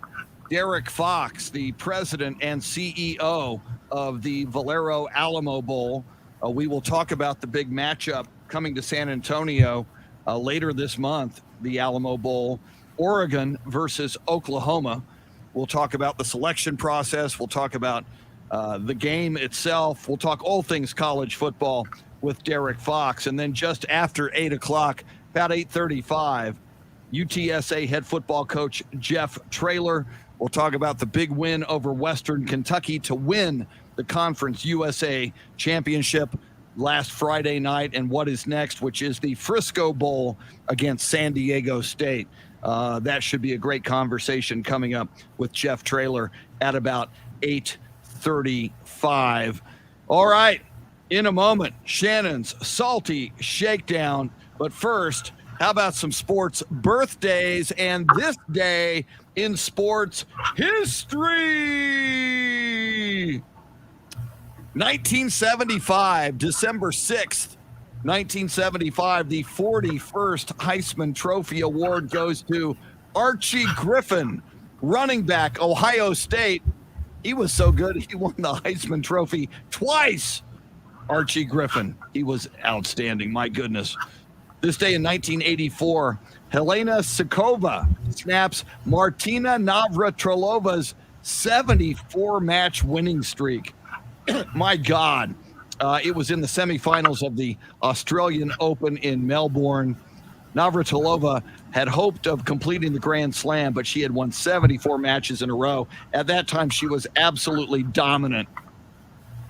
On this day in 1986, the 52nd Heisman Trophy went to Vinny Testaverde of the Miami Hurricanes, would spend most of his NFL career with the Cleveland Browns. On this day in 1992, San Francisco 49ers wide receiver Jerry Rice catches the NFL record at the time, 101st touchdown reception in a 27-3 win over the Miami Dolphins at Candlestick Park. And finally, on this day in 2018, Tennessee Titans running back Derrick Henry explodes for a franchise record 238 yards and 4 touchdowns in the 30-9 win over the Jacksonville Jaguars. Among the touchdowns that Derrick Henry scored that day, a 99-yard touchdown run, which tied the NFL record held by Hall of Famer Tony Dorsett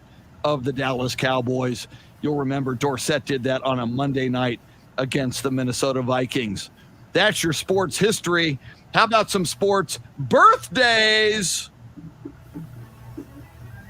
Born on this day in 1921, one of the greatest NFL quarterbacks ever, Hall of Famer Otto Graham, born in Waukegan, Illinois on this day in 1921.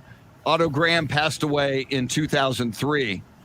Born on this day in 1977, baseball catcher and manager, Major League Baseball, Kevin Cash, went to the World Series in 07-09 with the Red Sox, was the AL Manager of the Year in 2020 for the Tampa Bay Rays. Kevin Cash, born appropriately in Tampa, Florida in 1977. Born on this day in 1994, the Greek freak, Giannis Antetokounmpo, born in Athens, Greece, and he, of course, is a defending NBA champion and an all-around good guy. But Shannon, I know you will be celebrating all day. And after the show, and what better way to celebrate this man's birthday than by drinking heavily or engaging in the mind-altering substances of your choice. And maybe we'll cross paths with him and party with him someday. Born on this day in 1992, ladies and gentlemen, Johnny Football. Today is Johnny Manziel's birthday, born in Tyler, Texas, the pride of Kerrville Tivy, Texas Aggie, and party reptile. Johnny Manziel, born on this day in 1992. Shannon, how should we appropriately celebrate Johnny's birthday? Should we each just party and trash our careers? Or I don't know. There's got to be a special way to commemorate Johnny's birthday. You know what? For me, I'll probably just forget. That'll be my personal celebration. I think for him, I wish that he would just eat cake like the rest of us on our birthday and move on. You know? Johnny Manziel, Johnny Football. Wow. Happy birthday, Johnny. Take it easy, Johnny. And if you're partying today, Johnny, designate a driver. That's why God created Uber, Johnny. We don't want you getting behind the wheel if you party like you're known to party. Be careful, Johnny Football. All right. There you have it. Those are your sports. Chris. Yeah, I hope he is. And I've always kind of liked him, and I always wish he wouldn't have trashed it. I wish he would have had a career in the NFL that he didn't squander. All right, there you have it. There's your sports birthdays and your sports history. And now, fasten your seatbelts. I've already had a preview of the Salty Shakedown. I can personally attest this one is extra salty. Ladies and gentlemen, boys and girls, friends, Romans, countrymen, pole assassins, and especially monkeys, here it is, your Monday Salty Shakedown. All right, Chris, I know the answer for you and myself on this question of, are we finally done with Antonio Brown? If you and I had any say, he would have been out of the league a long time ago and not welcomed back in. Certainly not to a Super Bowl bound Tampa Bay Buccaneers, where he would then be rewarded with said Super Bowl and Super Bowl ring. And a couple weeks ago, it came to light that he was using a fake vaccine card, and therefore also, dipping around COVID protocols based on, the NFL rules of, if you're vaccinated, you can do certain things. And if you're not vaccinated, you have to do things a certain way or not do things. On top of this all came to light when his former chef, who claims that he's owed $10,000 from Mr. Brown, in order to try and get that money, broke this news to the world and shed light on that. On top of all the things Antonio Brown has already done, this was just another thing to add to the list. That chef now suing Antonio Brown for that $10K that he has still not received. Chris, everything that your personal feelings about Antonio Brown, earlier in 2020, when the Bucs signed Antonio Brown, Bruce Arians was quoted as saying, he screws up one time, he's gone. Well, here we are. He screwed up a couple of times. Yes, he did have some pretty clutch catches in the playoffs and in that Super Bowl victory.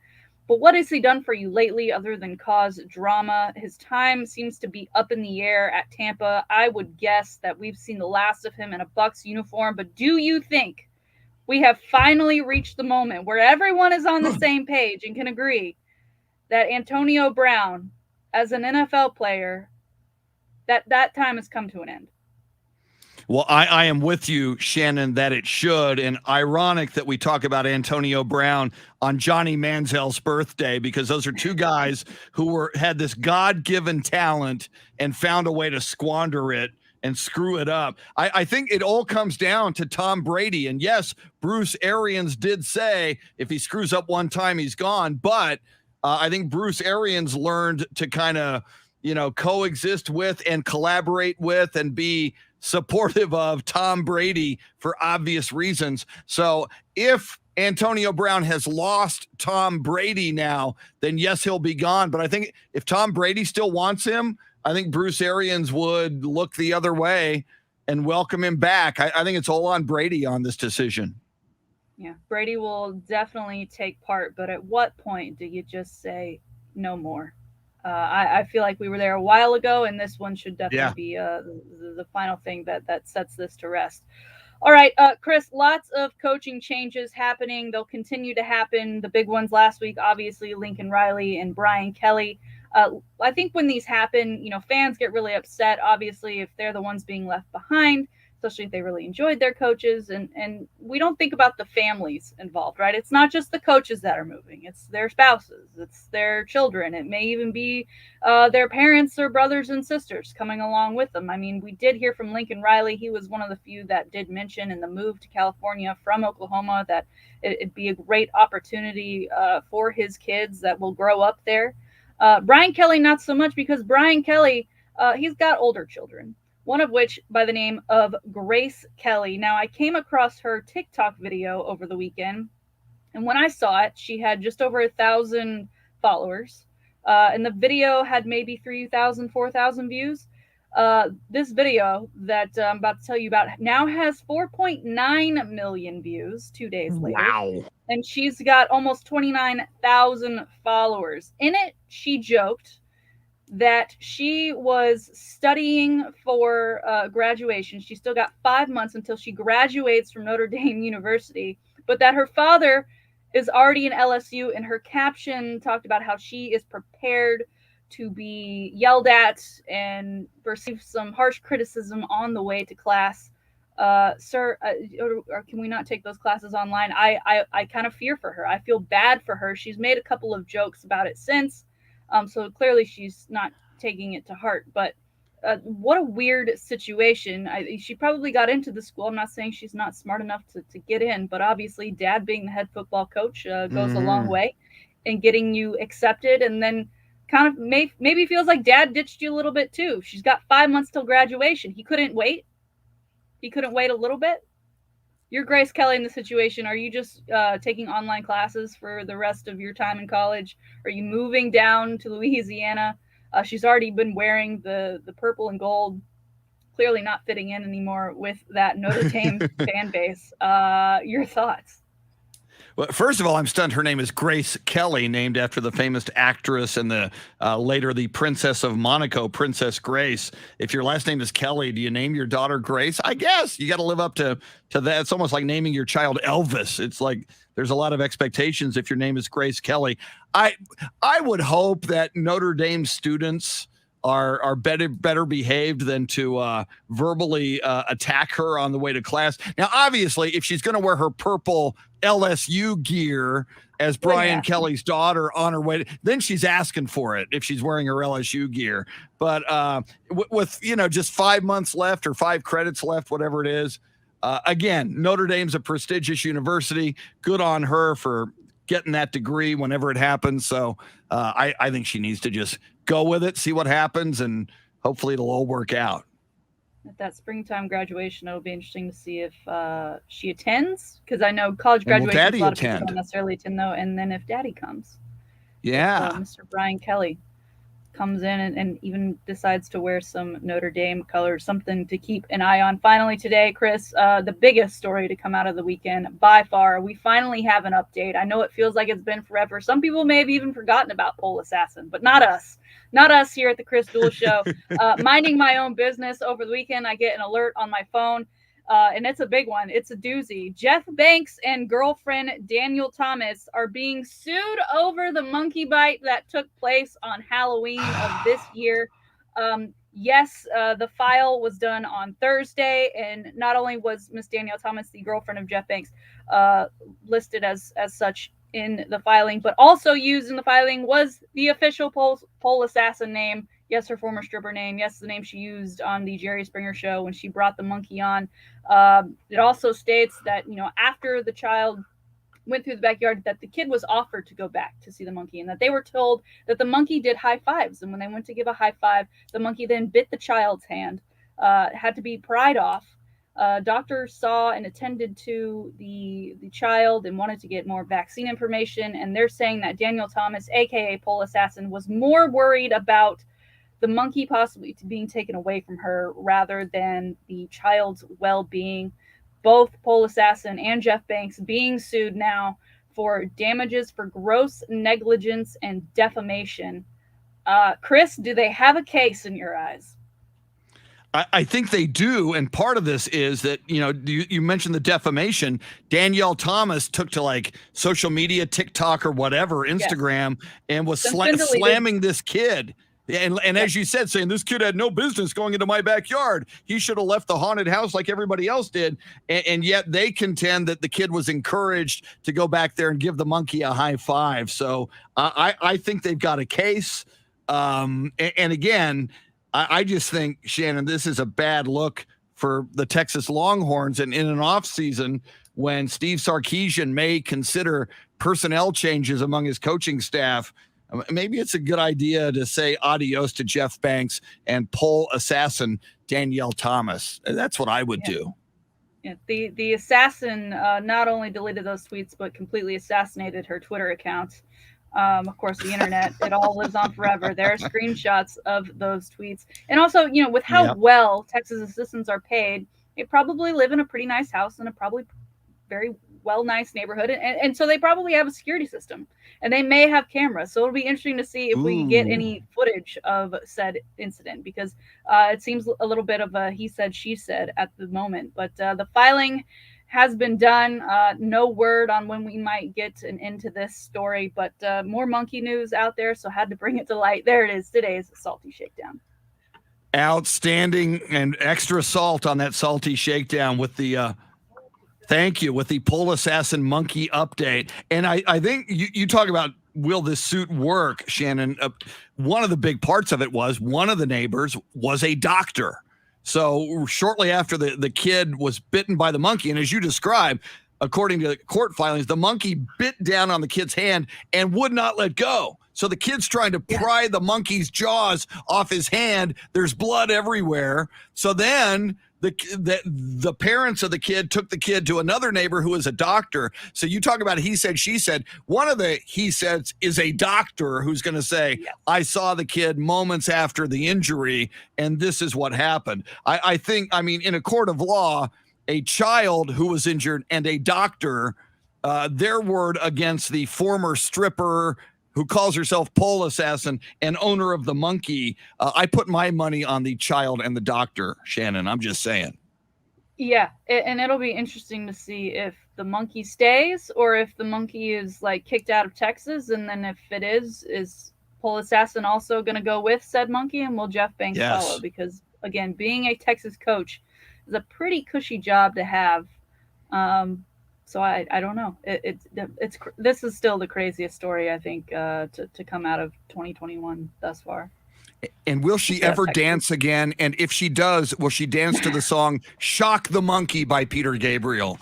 I'm just saying that would be a great idea. Coming up, a shocking weekend in college football, but now we know the bowl games everyone's going to, including San Antonio, the Valero Alamobowl. Coming up, we'll speak with the president and CEO of the Valero Alamobowl, DERRICK Fox. Then just after 8:30, UTSA head football coach Jeff TRAYLOR. What a time for the Roadrunners. Keep it here on the Chris Duel Show. Woo! Woo! My God. When I saw that story on the monkey and the lawsuit, I texted Shannon and I just said, it's the gift that keeps on giving. The monkey story and the Pole Assassin. And this Jeff Banks, who was an Alabama assistant, reportedly left his wife and kids for the stripper. And I guess she's now a former stripper. And I think she would prefer that we refer to her as a dancer. And her monkey. I don't know the monkey's name. The monkey must have a name. That'll be one of my goals, to find the monkey's name. What is the name of the monkey? Oh, I know what I need. I got to get a photo of DERRICK Fox for our segment. This take me a sec.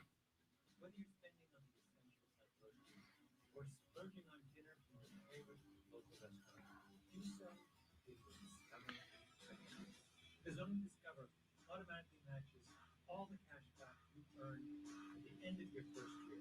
When it comes to Discover, get used to hearing yes. No. Learn more at discover.com/net. Limitations apply. 2021. Listen.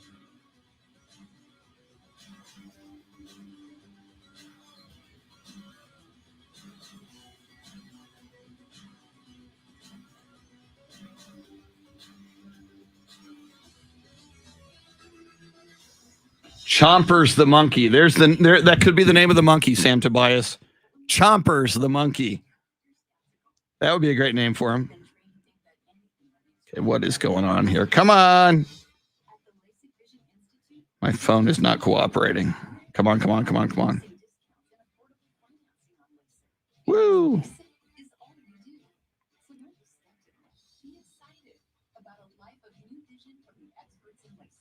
Right now at the LASIK Vision Institute, we're offering $750 off our wave light laser if you're treated in December. That's $375 off per eye. Plus, take advantage of our guaranteed financing. Go to LASIK.com to see if LASIK is right for you. The LASIK Vision Institute. Amazing vision, amazing price. Must mention this promotion and be treated in December of 2021 to qualify. $750 off for both eyes on standard wave light price. $375 off for one eye. Not be combined with any other offers. See details at LASIK.com.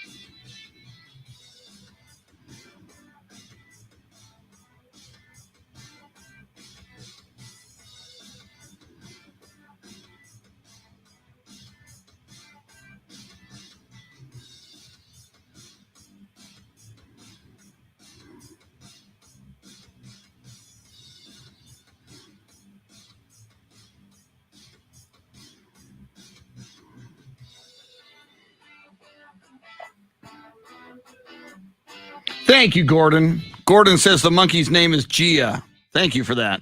Chompers was more entertaining.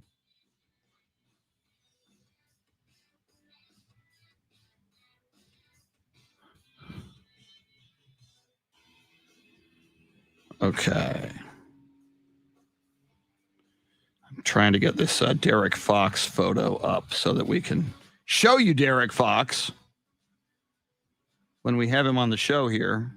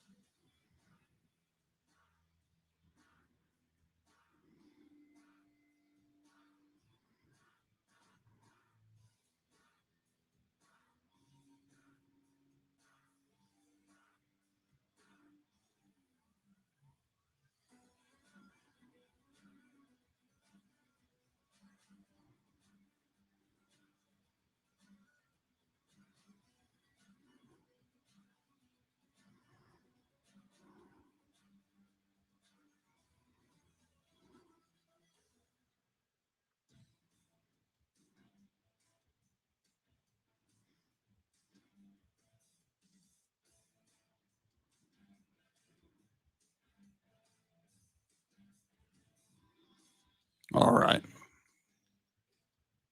John, it's so early in the morning. Chuck Mikatinik works at night. I used to have him on my afternoon show along with Don Harris and a lot of these guys who work at night. It's kind of brutal to have Chuck Mikatinik on a morning show. That's why it's just guys who work the night shift on television, they tend not to be up and running this time of morning. Let's see here.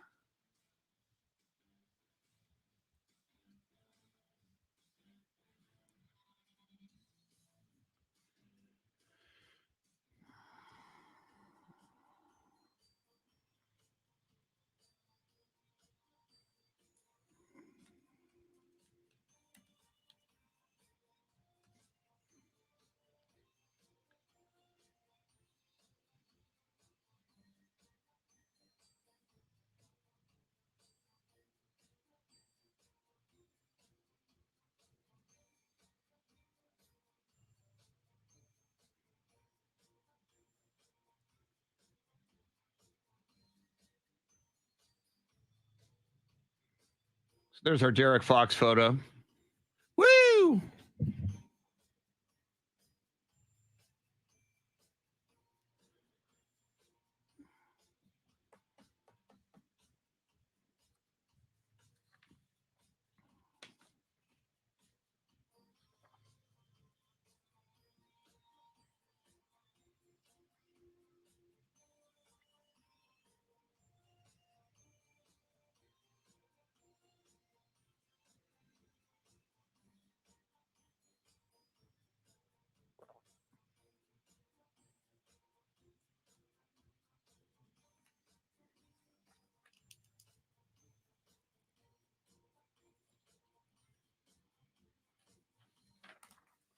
There he is, Derek Fox calling right now.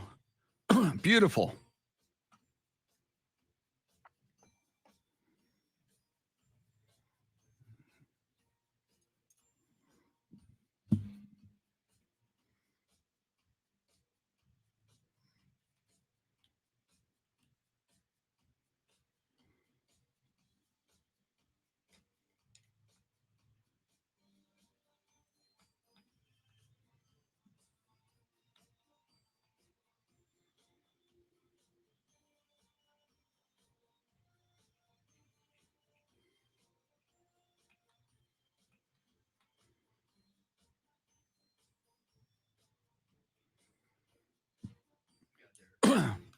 Thank you, sir.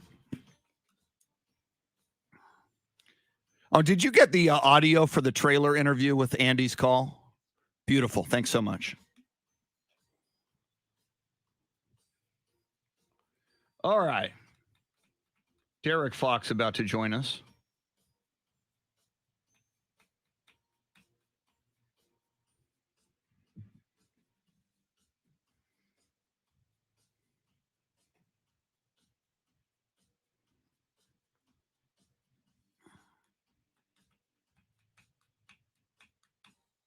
Here we go.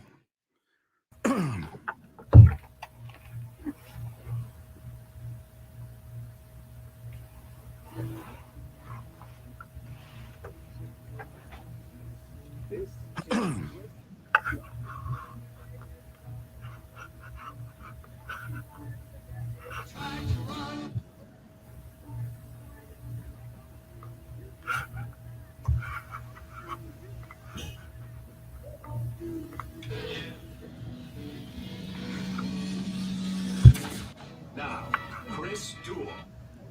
What a weekend it was in college football here in San Antonio. Friday night, UTSA with the big win over Western Kentucky to secure the Conference USA Championship. Now they are off to their bowl game, or they will be, to the Frisco Bowl against San Diego State. Just after 8:30, we will speak with UTSA head football coach Jeff TRAYLOR.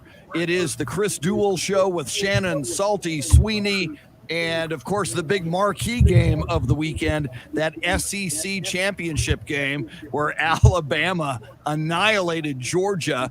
That began all of the dominoes falling into place for the college football playoff.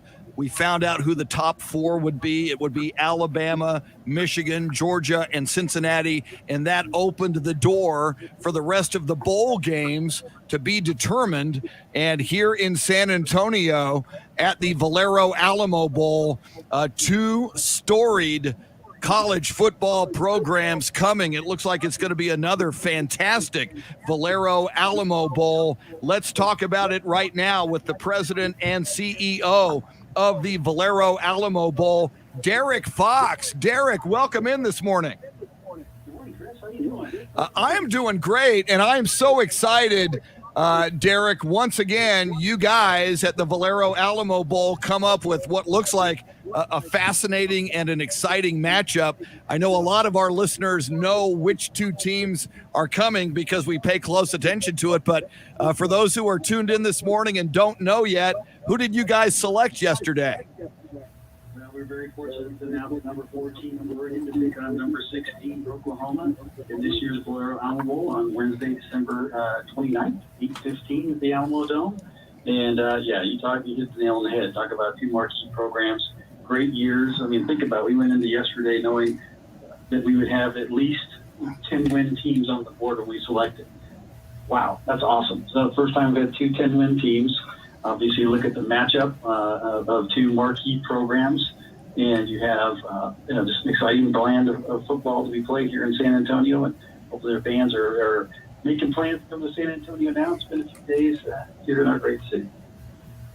DERRICK, this year's Valero Alamobowl matchup is not short on storylines, but even going back to the beginning of this season, if someone were to tell you, hey, look, you're going to get the Sooners in this year's game, and oh, by the way, Bob Stoops is going to be coaching, what would you have said? Because that's where we are right now. Yeah, it's a wild story, isn't it? When you get a Hall of Fame coach as your interim for a bowl game on a 10-win season. Pretty amazing. So he's going into the Hall of Fame this week. Obviously, a legendary coach up there in Oklahoma. They're announcing Brent Venables to be the new head coach, so kind of staying in the family there. So that's exciting, and great matchup. Yeah, and again, you've got the coaching dynamic at Oregon as well.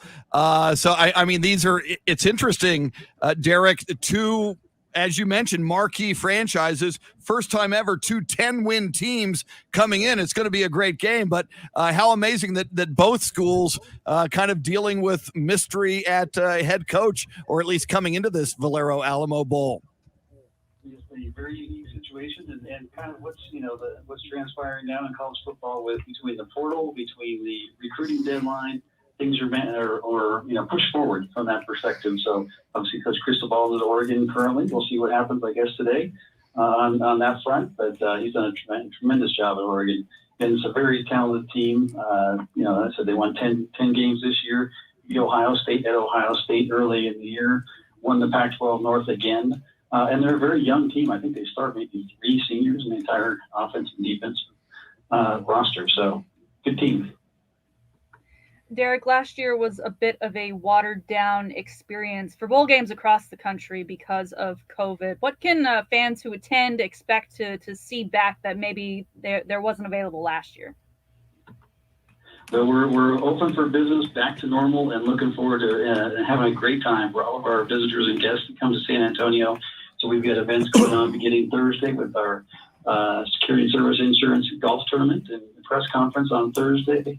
Next week we'll have our HEB Scholarship Luncheon, where we have a chance to award 88 seniors, student athletes here in San Antonio with $7,500 scholarships. And then we get into bowl week, where we're going to have everything from pre-game parties, kickoff luncheons, you name it, river rallies, lots of activities. So we're back to normal, and we're looking forward to showcasing our great city. Yeah, it is such a great showcase for San Antonio. We're talking to DERRICK Fox, the president and CEO of the Valero Alamobowl. And DERRICK, on Saturday, I had the privilege of talking with you and your wife, Allison, over on 1200 WOAI. It was the Elf Louise Radiothon, and you and your wife have supported that wonderful charity for 30 years now, which is just absolutely fantastic. But during our interview, and the voice of the San Antonio Spurs, Bill Schoening, was there as well, and he brought up an interesting point to you. Friday night at the Alamo Dome, you had UTSA and Western Kentucky, and we had a big crowd of over 41,000 there, just rocking the Alamo Dome, and even the announcers on the CBS Sports Network were raving about the facility and the crowd at the Alamo Dome. And what Bill Schoening brought up to you was, does the success on Friday night and all of those fans in South Texas and San Antonio going to that football game and having a wonderful experience, do you think that carries over? And UTSA's success, do you think it carries over to the Valero Alamobowl, that the appetite of college football fans in San Antonio has been whetted quite a bit by UTSA, that maybe that's going to even bring more people to want to be a part of the Valero Alamobowl this year? I certainly think it's tremendous. I mean, look at what Coach TRAYLOR has done there, the Cinderella season they had this year, to win the Conference USA Championship game and get a chance to go up to the Frisco Bowl here in a few weeks and hopefully cap off with win number 13 of the year. Yeah. So I mean, what a tremendous season that they've had. So yes, it's great to have the fans in the building, to have the juice and the energy back in that building. Because last year, while we were fortunate to have the game, obviously it was limited to 11,000, so it just wasn't like a normal Valero Alamobowl. So I think people going to the UTSA games, becoming fans of the team, independent of whether they're UTSA Roadrunner, Olam or not, I think is good for all of us. The exposure was tremendous, and now hopefully additional people are like, hey, that was fun. Let's go ahead and do a bowl game this year too. Derrick, the Alamo Bowl is always between a Pac-12 team and a Big 12 team. This year you've got Oklahoma in there. Texas, no stranger to that game, as they were there the previous two times. But they're both leaving to go to the SEC in the near future, which means Houston, Cincinnati, BYU, and Central Florida will join the Big 12. How excited are you to kind of maybe get some new blood in the future into this bowl and bring some new life to it? Well, it's certainly good to get new teams. You know, we laughed last night with Coach Stoops. Said it only took us 29 years to get you here. So it's ironic that with the picks we've had, they've not been in our mix, but they've, been in the CFP, consistently over the last, 7 years, I guess, from that perspective. So tremendously successful. And then obviously the programs that are coming in, you look at where they finished this year, great seasons for all of them. So we're looking forward to having those chances to have those teams here too. And Derrick, the Valero Alamo Bowl for so many years has been so successful. Not only have you and your staff had a remarkable knack of selecting amazing teams to come here that have had great games on the field that have often been so exciting and many times down to the wire, but ratings-wise, on television, it's been extremely successful from a rating standpoint as well. To what, you've been at the helm here for many, many years at the Valero Alamo Bowl. To what do you attribute the success that you guys have had, not only on the field, but, generating ratings and generating revenue? Well, it's a combination of some great assets we're affiliated with. One, we got the best title sponsor in the business in Valero. Two, we've got a tremendous destination that people really enjoy coming down to and visiting.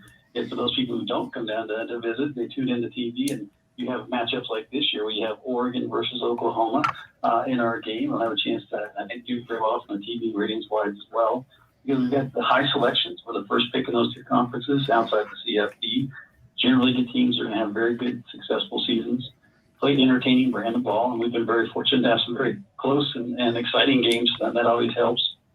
So just a great spot. So we've been very fortunate to do that, which then generates the revenue. Talk about that we're able to do scholarships. So this year we'll do another $1 million plus in scholarships here in San Antonio.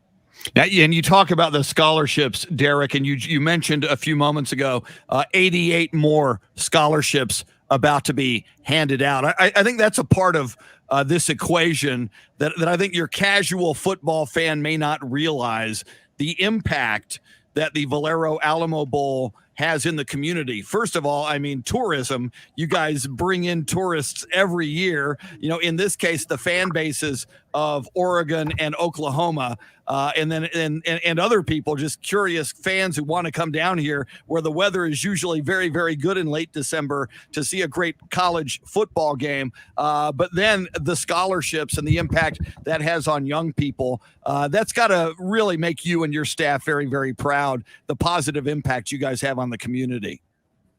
Well, it's a tremendous way for us to give back in additional ways. Obviously, the teams will participate and take home some $9.2 million this year, which is great.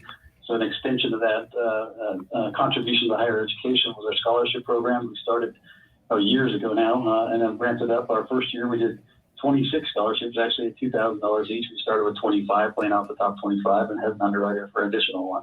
And now we're up over $1 million a year. So we're very proud of that. And the two programs being the local school, high school student athlete program. So 88 winners will get $7,500 next week. And then we have our college scholarship where every San Antonio local university participates, and we do about $220,000 and they match it another $220,000. And those are largely for students, in some cases student athletes who are, trying to get out of college. So kind of an entry program and then a kind of an exit strategy. It is an incredible marquee event every year. And once again, as Derrick mentions, the first time ever, as successful as the Valero Alamobowl has been, this is the first time 2 10-win teams coming to San Antonio, Oregon versus Oklahoma. It'll be Wednesday, December 29th at 8:15 p.m. Derrick, the biggest question we can ask you this morning, what is the best way to get tickets to go to the Valero Alamobowl? The easiest way to do it is go to alamobowl.com. We've got our interactive seat map there. You can literally see what seats are available, what price, what location, and also you can see the other events that we have. So if you want to participate in things like the luncheon, the golf tournament, pregame, hospitality, you name it, it's all on the website that you can purchase a la carte from that perspective, what interests you. So it's tremendous. And I have, I've been to the luncheon. The luncheon is fantastic. You mentioned the golf tournament. So many great activities around the Valero Alamobowl. And I would imagine, Derrick, if you go, the sooner you go to the website, alamobowl.com and select your tickets, the higher probability you're going to get the best seat available. Is that right? Absolutely. I like that. The sooner you go there, too. That's appropriate. Ooh. Good job. See, you're paying attention. I didn't even know I said that and tied in the Oklahoma Sooners and the Oregon Ducks. Well, Derrick, we are so excited. And again, congratulations to you and the entire staff at the Valero Alamobowl. This sounds like a home run matchup between Oklahoma and Oregon. We urge everybody, go to the website, go check it out, get tickets, find out all of the activities that are involved. Again, website, alamobowl.com. You can get your tickets right now. Derrick Fox, the president and CEO of the Valero Alamobowl. Derrick, we will talk again, ramping up to the game itself. Thanks so much for taking the time this morning.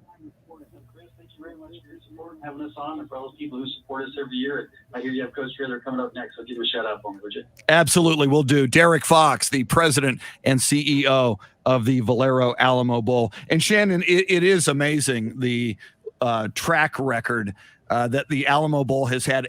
Ratings-wise, it's often had just great ratings among all of the bowl games. And then for whatever the reason, usually it's a darn good football game and very, very exciting and down to the wire, which is all kinds of fun.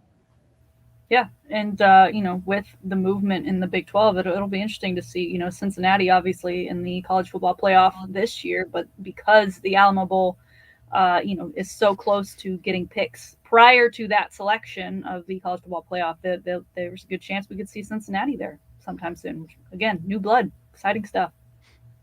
And, Shannon, I've interviewed Derrick Fox a number of times over the years. He's a great guy and a great interview. And this is like one of the few times, usually I have him on and I say, hey, you're the president and CEO. When are you going to bring my USC Trojans to San Antonio? I want to see my alma mater in my backyard. But since my USC Trojans sucked this year and are not bowl eligible, I kept my mouth shut. That whole interview, I didn't even bring up USC. So are you proud of me? It makes me, I brought up Texas just like a few times. Very, very good. So I mean, I as guess. we Oh, sorry. I was gonna say, like, all year I was like, well, I don't want to go back to the Alamo Bowl. That'd be 3 years in a row. Like, let's switch it up. And now I'm like, man, I wish we were going to the Alamo Bowl. I wish we were going to A Bowl. I wish we could go to any bowl. Yep. I totally get it. I want to, before we go to Jeff Traylor, and coming up, UTSA head football coach Jeff Traylor going to join us. Can't wait to talk to him about the incredible win Friday night to win the Conference USA Championship over Western Kentucky and what is next, which is the Frisco Bowl against San Diego State. But some other news from the weekend, Shannon, and I want to make sure we touch upon it. And coming out of that interview with Derek Fox, Oklahoma coming to the Alamo Bowl to take on Oregon. They hire Clemson defensive coordinator and former Oklahoma assistant coach Brent Venables as their new head coach. How do you feel about that hire for Oklahoma? It's interesting. I don't know if that's a splashy of a name. I mean, I guess he's coming from Clemson, but Clemson having the year they just had. I'm not sure. I think if I'm the Sooners, I'm still getting over Lincoln Riley, who if I was them, I thought he would have been there for the long haul. And they had their guy. I don't know if you've seen the video, but Brent Venables showed up late last night after 10 p.m. He landed on the tarmac, and there was some Oklahoma band members there and people cheering and signs. And their quote was, "We got our man." And I was like, well, did you? Your man, I think, has gone out west. But we'll see. As a Texas fan, I don't know. Lincoln Riley was next in line to the throne, right? We didn't like Bob Stoops. We got Lincoln Riley, and it was great, another one. This guy, he doesn't. I don't feel threatened. I'll be honest. I do not feel threatened right now as a Texas fan. It has been pointed out, though, when Bob Stoops was hired, he had been an assistant coach at Oklahoma. It kind of worked out. Lincoln Riley, when he was hired, he had been an assistant coach at Oklahoma. It kind of worked out. So they're kind of following the template. It's like, let's get a dude, and he knows the culture. So there's that. Sure. But you do make a point. Both Notre Dame, promoting an assistant to head coach, and now even though Clemson's been very successful of late, if not this season, Brent Venables as an former Oklahoma assistant, it's kind of working for them on that level. But yeah, if I were an Oklahoma Sooner fan, having lost Lincoln Riley, this doesn't. I don't know that I'd be doing cartwheels. It'll probably work out. They're a great brand. They tend to recruit very, very well. They tend to manage. When they have turnover. So we'll see how this works out for Oklahoma. I'm ready for October. Is it October yet? Can we go back to Dallas? Not yet. Yeah, there you go. NFL, I do want to mention this. It was announced over the weekend that Ben Roethlisberger had told his teammates that this is going to be his last season for the Pittsburgh Steelers. Then they go out yesterday. You talked about John Harbaugh going for 2 at the end, going for the win. Ben Roethlisberger at least kept the Steelers' playoff hopes alive with that big win over the Ravens yesterday. So we'll see how his final days play out as quarterback, if that is indeed the case for the Pittsburgh Steelers. And he fell to his knees when the Ravens failed to convert that 2-point conversion, and ultimately Steelers would go on to win. He fell to his knees. I mean, it was almost like if you had any doubt that those rumors kind of going around that he was telling people this is my last ride with the Steelers, that may have solidified it for people, because that playoff dream still is alive at this moment. Yeah. It's interesting though, specifically last ride with the Steelers, specifically. Not NFL, not pro career, Steelers. We shall see. But yeah, Ben Roethlisberger, going to be interesting to see how that all plays out this season for the Pittsburgh Steelers. Coming up, can't wait to talk to the new champion of Conference USA, the head coach of the Conference USA champion UTSA Roadrunners. Jeff Traylor joins us. We'll talk about the big win over Western Kentucky. We'll look ahead to the bowl matchup against San Diego State in the Frisco Bowl. Always a great conversation with Jeff Traylor. We talk with Coach next on the Chris Duel Show.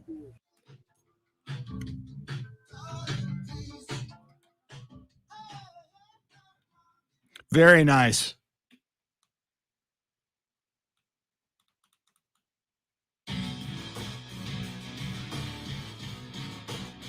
Good morning, Chris. Good morning, John. Good morning, Fred.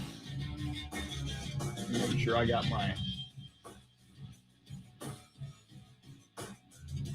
There it is. Got my Jeff Traylor photo ready to go.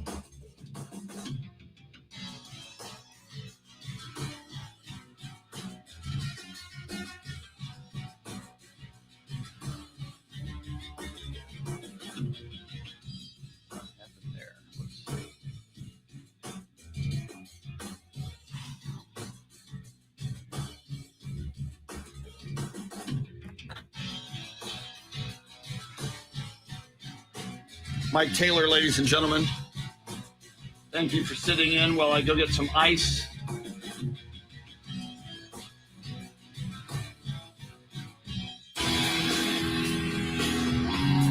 Yeah, John, I kind of like the new Spurs jersey, which is weird for me because I tend to be a traditionalist. But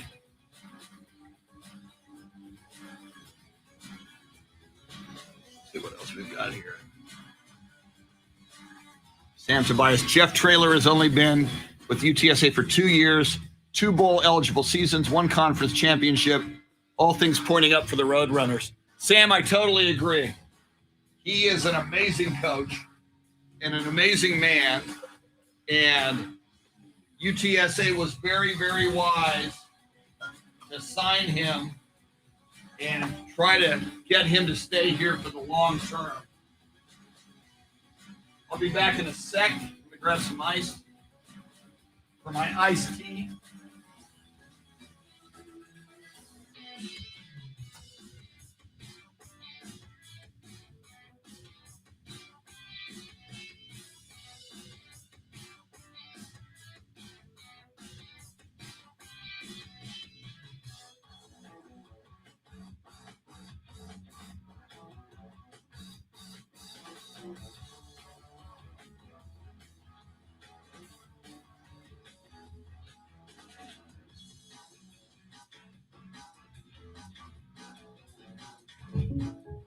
Inspired by State Farm surprisingly great rates. It's so cheap.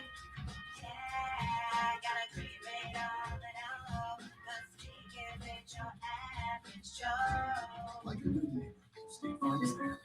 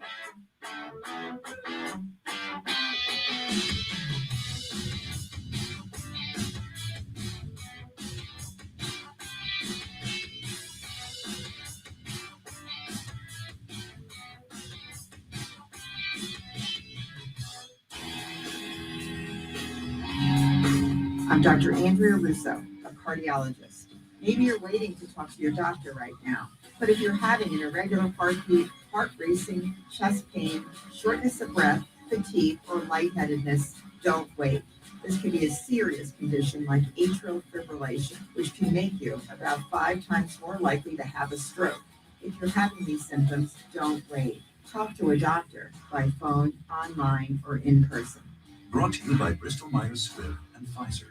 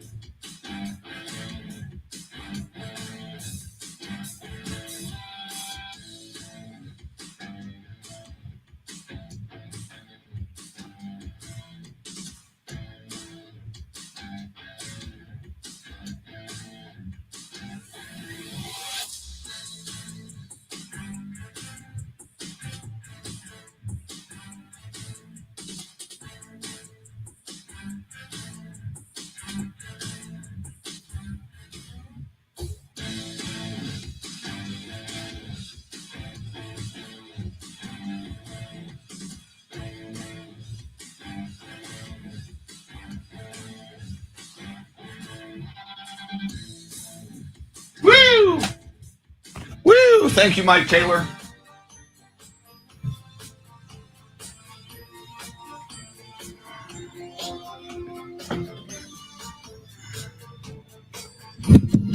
Let's see here.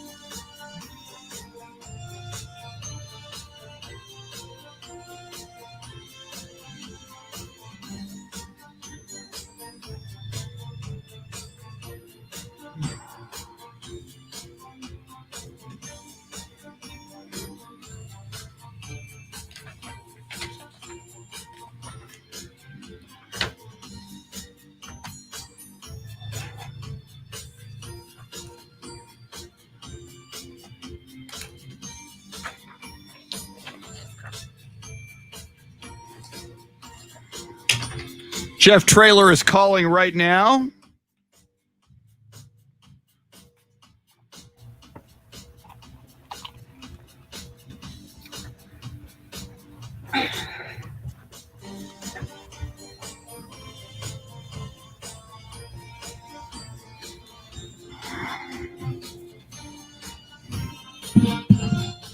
Jeremy is getting his phone call.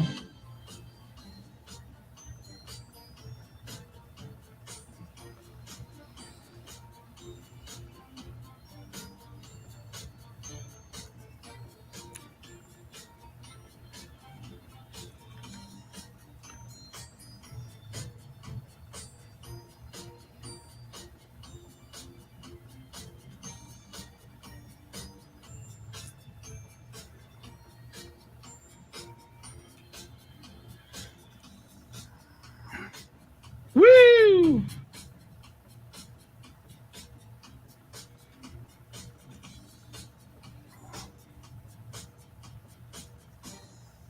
Here we come.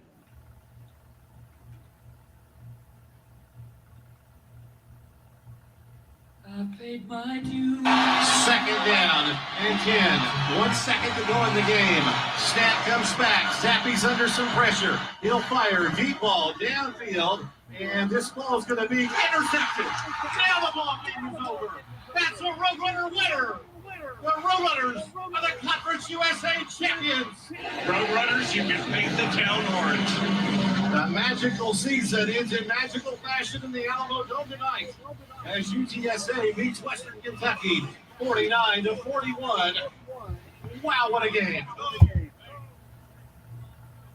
That was the moment. That was the call by Andy Everett on Ticket 760 as the UTSA Roadrunners win the Conference USA Championship 49-41 over the Western Kentucky Hilltoppers. On the phone line right now, the coach of the Conference USA champion UTSA Roadrunners, Coach Jeff TRAYLOR. Coach, how are you feeling this morning? Pretty surreal. What a ride. Well, and Coach, I'm wondering what, Shannon and I were talking about you earlier this morning, when you got the Gatorade bath and just the moment when you won that championship, just, your playing career at Stephen F. Austin, your time as coach at Gilmer High School and then Texas, SMU, Arkansas, and then leading UTSA as head coach to this championship. What was that moment like for you when you knew you guys had won that football game? Well, the first one I got, I knew there was 1 second left. I looked up at the clock and I saw 1 on the clock. So I got 1 game. That one was the worst one. So my body was in shock. I was numb, right? So I didn't even feel that one. So when that one, the second one was the best one, but I knew it was really over. And it's a feeling that's indescribable just because the city has shown up so much for us. So many people have, for no better term, bet on us. And I mean that in the positive way, the 10-year contracts and investing in the program. And for my players, just how they believed in me. I sent them a text this morning and I said, man, I woke up this morning on Twitter. It said we had won the whole conference 2 years ago. Would you have ever believed a dorky, white Texas high school football coach just led a bunch of kids that were 0 preseason all conference, favored to beat SFA only, and we just won the whole thing. And we're still just beyond excited. Well, Coach, that Gatorade bath photo of you is tremendous. I think you need to get that, frame it, put it up large in the locker room, make sure everyone's reminded that that is the goal every year is to be able to dump some ice cold Gatorade on champion Coach TRAYLOR. Now, Coach, this was a home game in that it was at the Alamodome. But obviously, we talked a lot about the ticket situation and students, not having that allotment they would typically get during the regular season. So talk about the fans that showed up and were so loud. I mean, watching it on TV, it was unreal, the fan participation for this game. Just crazy. I mean, I didn't think it could get any louder from the UAB game, but it went up a whole nother notch. And it was a definite advantage for us. We're now 12-1. In the last 2 seasons at home, and with our crowd in there, we're 7-0, and I don't think that's a coincidence. Coach, you warned us about Bailey Zappi as we watched that game play out. You guys built an amazing 42-13 lead in the third quarter, early in the third quarter. But as we found out, and as we kind of sensed, no lead was safe against Western Kentucky with a quarterback like that. When you were up 42-13, what were your thoughts? And did you need to talk to your team and say, hey, man, we got a quarter and a half here, and this is a dynamite football team we're going against? No, we knew we had to get this when the game started. We fell 11 points short of our goal, and there was never a time in the game where we didn't think the goal was 60.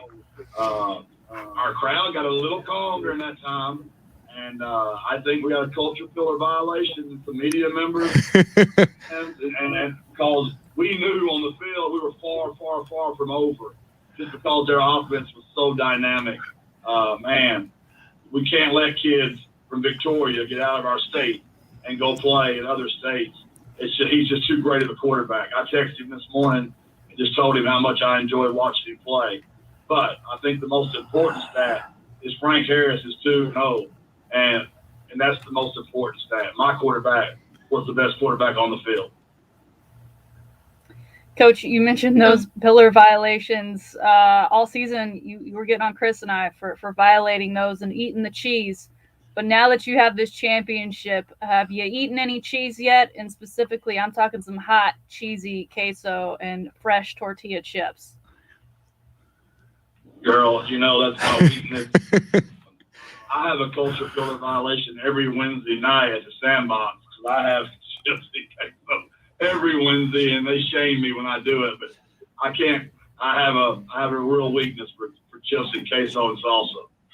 Well, whatever you're eating, it's working out. So I would keep on doing what you're doing. We're talking with UTSA head football coach Jeff TRAYLOR, coming off the Conference USA Championship Friday night at the Alamodome. In a moment, we'll talk about the Frisco Bowl. But Coach, Shannon brought up the fans at the Alamodome, and there was a moment in that game in the second half where all the fans pulled out their smartphones, their cell phones, and lit them up.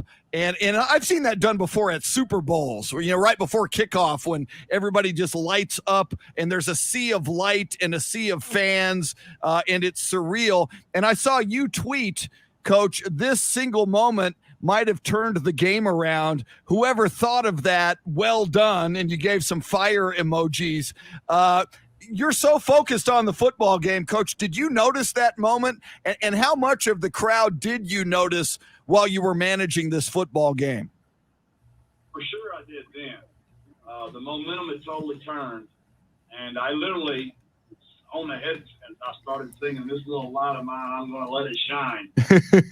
Made everybody laugh a little bit, and I felt like the momentum actually shifted at that moment. I don't know if I made all that up in my own mind. Never let the facts get in the way of a good story, but it sure seemed to pick us up at the right exact time. Coach, your team is now heading to Frisco to take on San Diego State in the Frisco Bowl, December 21st, 6:30 p.m. kickoff, nationally broadcast on ESPN. It is a Tuesday game. So what does the time frame look like in between now and then as far as preparation and practices? We've got finals this week. We're really beat up. So we gave them the day off. We graded the video, got all that done yesterday. They'll lift and condition this week, have the weekend with their families. They'll be back in the building Sunday, and we'll start preparing for San Diego State. And, Coach, as you looked at San Diego State, and certainly, I mean, you look at their record, they're a pretty darn good football team. What just, and I know you're going to dive a whole lot deeper into game planning for them, but just knowing what you know now about San Diego State, how do you rate them, and how would you describe their football team? Well, they're top 25, in the college football final ranking. We're disappointed we did not get in that. We're top 25 AP poll, coaches poll. So two very similar teams. They're the 14th ranked defense in the country. So they're going to be a lot like UAB when it comes to how stingy they are on defense. Offensively, they had a lot of kids out last, in that championship game with the flu. So I need to study them a little more before I comment too much more on that. And we didn't find out till 2 yesterday, and we're going to recruit this entire week. I'm fixing to get on a jet here in about 10 minutes. So I don't know enough about them on offense yet to comment any more than that. Chrissy just said he was going to get on the jet. How rude. Yeah. I must have gotten lost in the mail there. Coach, you're heading to the Frisco Bowl. Obviously, I think winning the CUSA championship was y'all's goal at the beginning of the season. You accomplished that. The guys, like you said, they have finals. It's the holiday season. They're going to come back and practice, and this game does take place probably before that main break. But how do you keep them focused and just as excited for something like this as you had to do for last Friday? Well, I know y'all probably heard me say it, but someone was going to be the first group to ever win the West. Why not us? Well, we did that. Well, someone was going to be the first group to ever win the Conference USA title. Why not us? And we did that. There's going to be another group at UTSA that's going to be the first one to ever win a bowl. Why not us? There's just so much history to be made here. I just don't think our kids will overlook them at all because, one, they're top 25. But two, I just don't think our kids are done yet.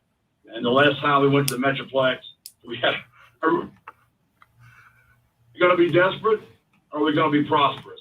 We're a really, really good football team and we're desperate. We showed tremendous signs. When we're not desperate, we can get our tail handed to us pretty quickly.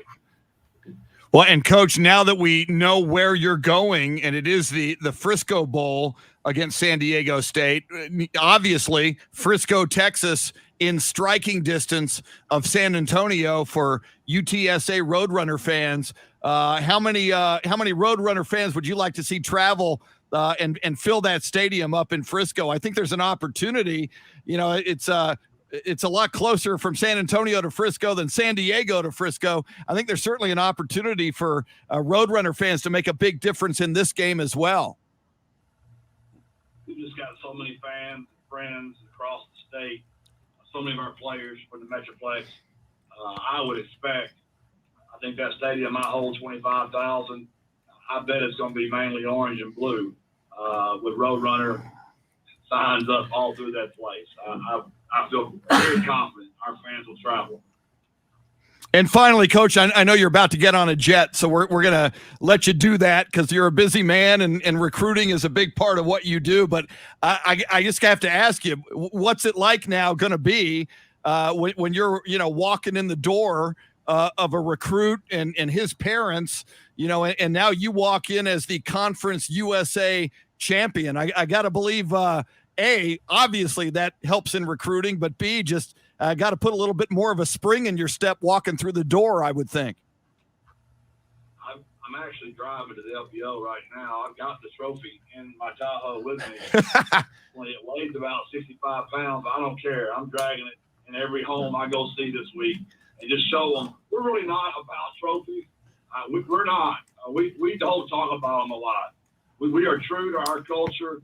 But heck, if you're going to get coached by men that truly want to make them men out of boys and they win trophies, why not? Sounds like a heck of a deal. If you're out there and you're a really good player, come play for the Roadrunners. It is a heck of a deal. And, Coach, that's what Shannon and I have noticed about you from the get-go. I mean, it's while, yes, you create a great football team on the field, you build young men of character and integrity through the triangle of toughness and all of your culture pillars. It is amazing what you have done, what you continue to do, you, your staff, the players, the university at UTSA. You make the city, you make the state, you make all of us so proud. Cannot congratulate you, your staff, the players, the university enough. Conference USA champions, on to the Frisco Bowl, and now on to the Jet to do some more recruiting. UTSA head football coach Jeff TRAYLOR, congratulations. Thanks so much for joining us, and on to the next big thing. Y'all been great all year. Thank you for your support. God bless and birds up. God bless and birds up. Wow. UTSA head football coach Jeff TRAYLOR. Shannon, he's so cool. He lets us in on the text that he sent to the players. He texted Bailey Zappi, the opposing quarterback, to congratulate him on a great day. He lets us in on the fact that he's got the trophy, the Conference USA championship trophy, in the Tahoe with him. He's going to be walking it in to the homes of recruits. Is he maybe the coolest guy in the state of Texas? I don't know of a whole lot of guys who are a lot cooler right now than Jeff TRAYLOR. Yeah, he might just be. And I am now envisioning him getting on that jet and putting that trophy in its own seat and making sure it is buckled up and ready for takeoff.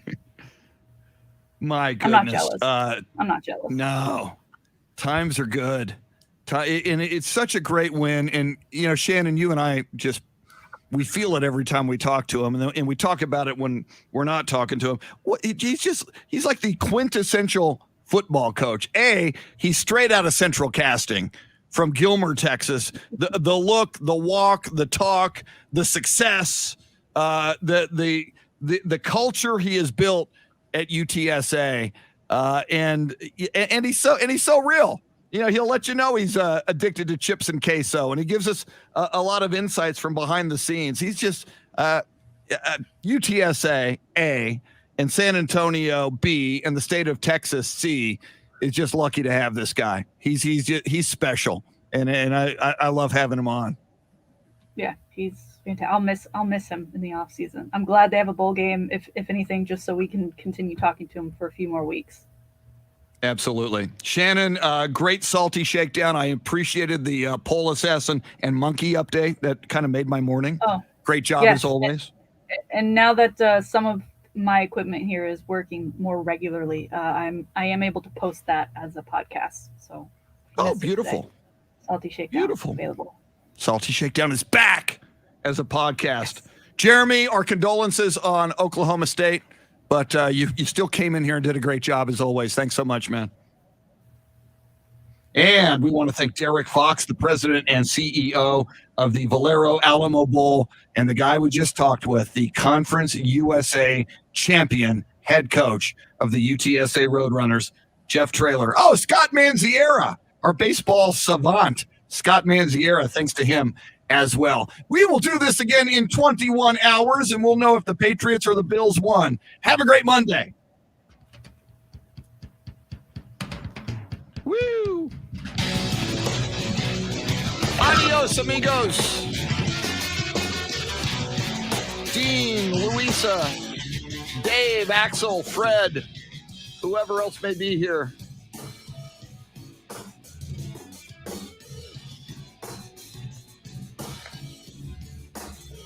Big one tonight.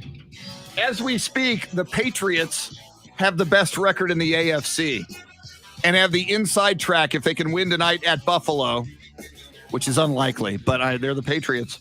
It's Belichick. They have a chance to get the inside track if they beat Buffalo tonight. So enjoy your Monday. Be safe. And we will talk. Discounts are great on pizza, says the commercial. Talk to you tomorrow. Spurs game tonight. Go Spurs.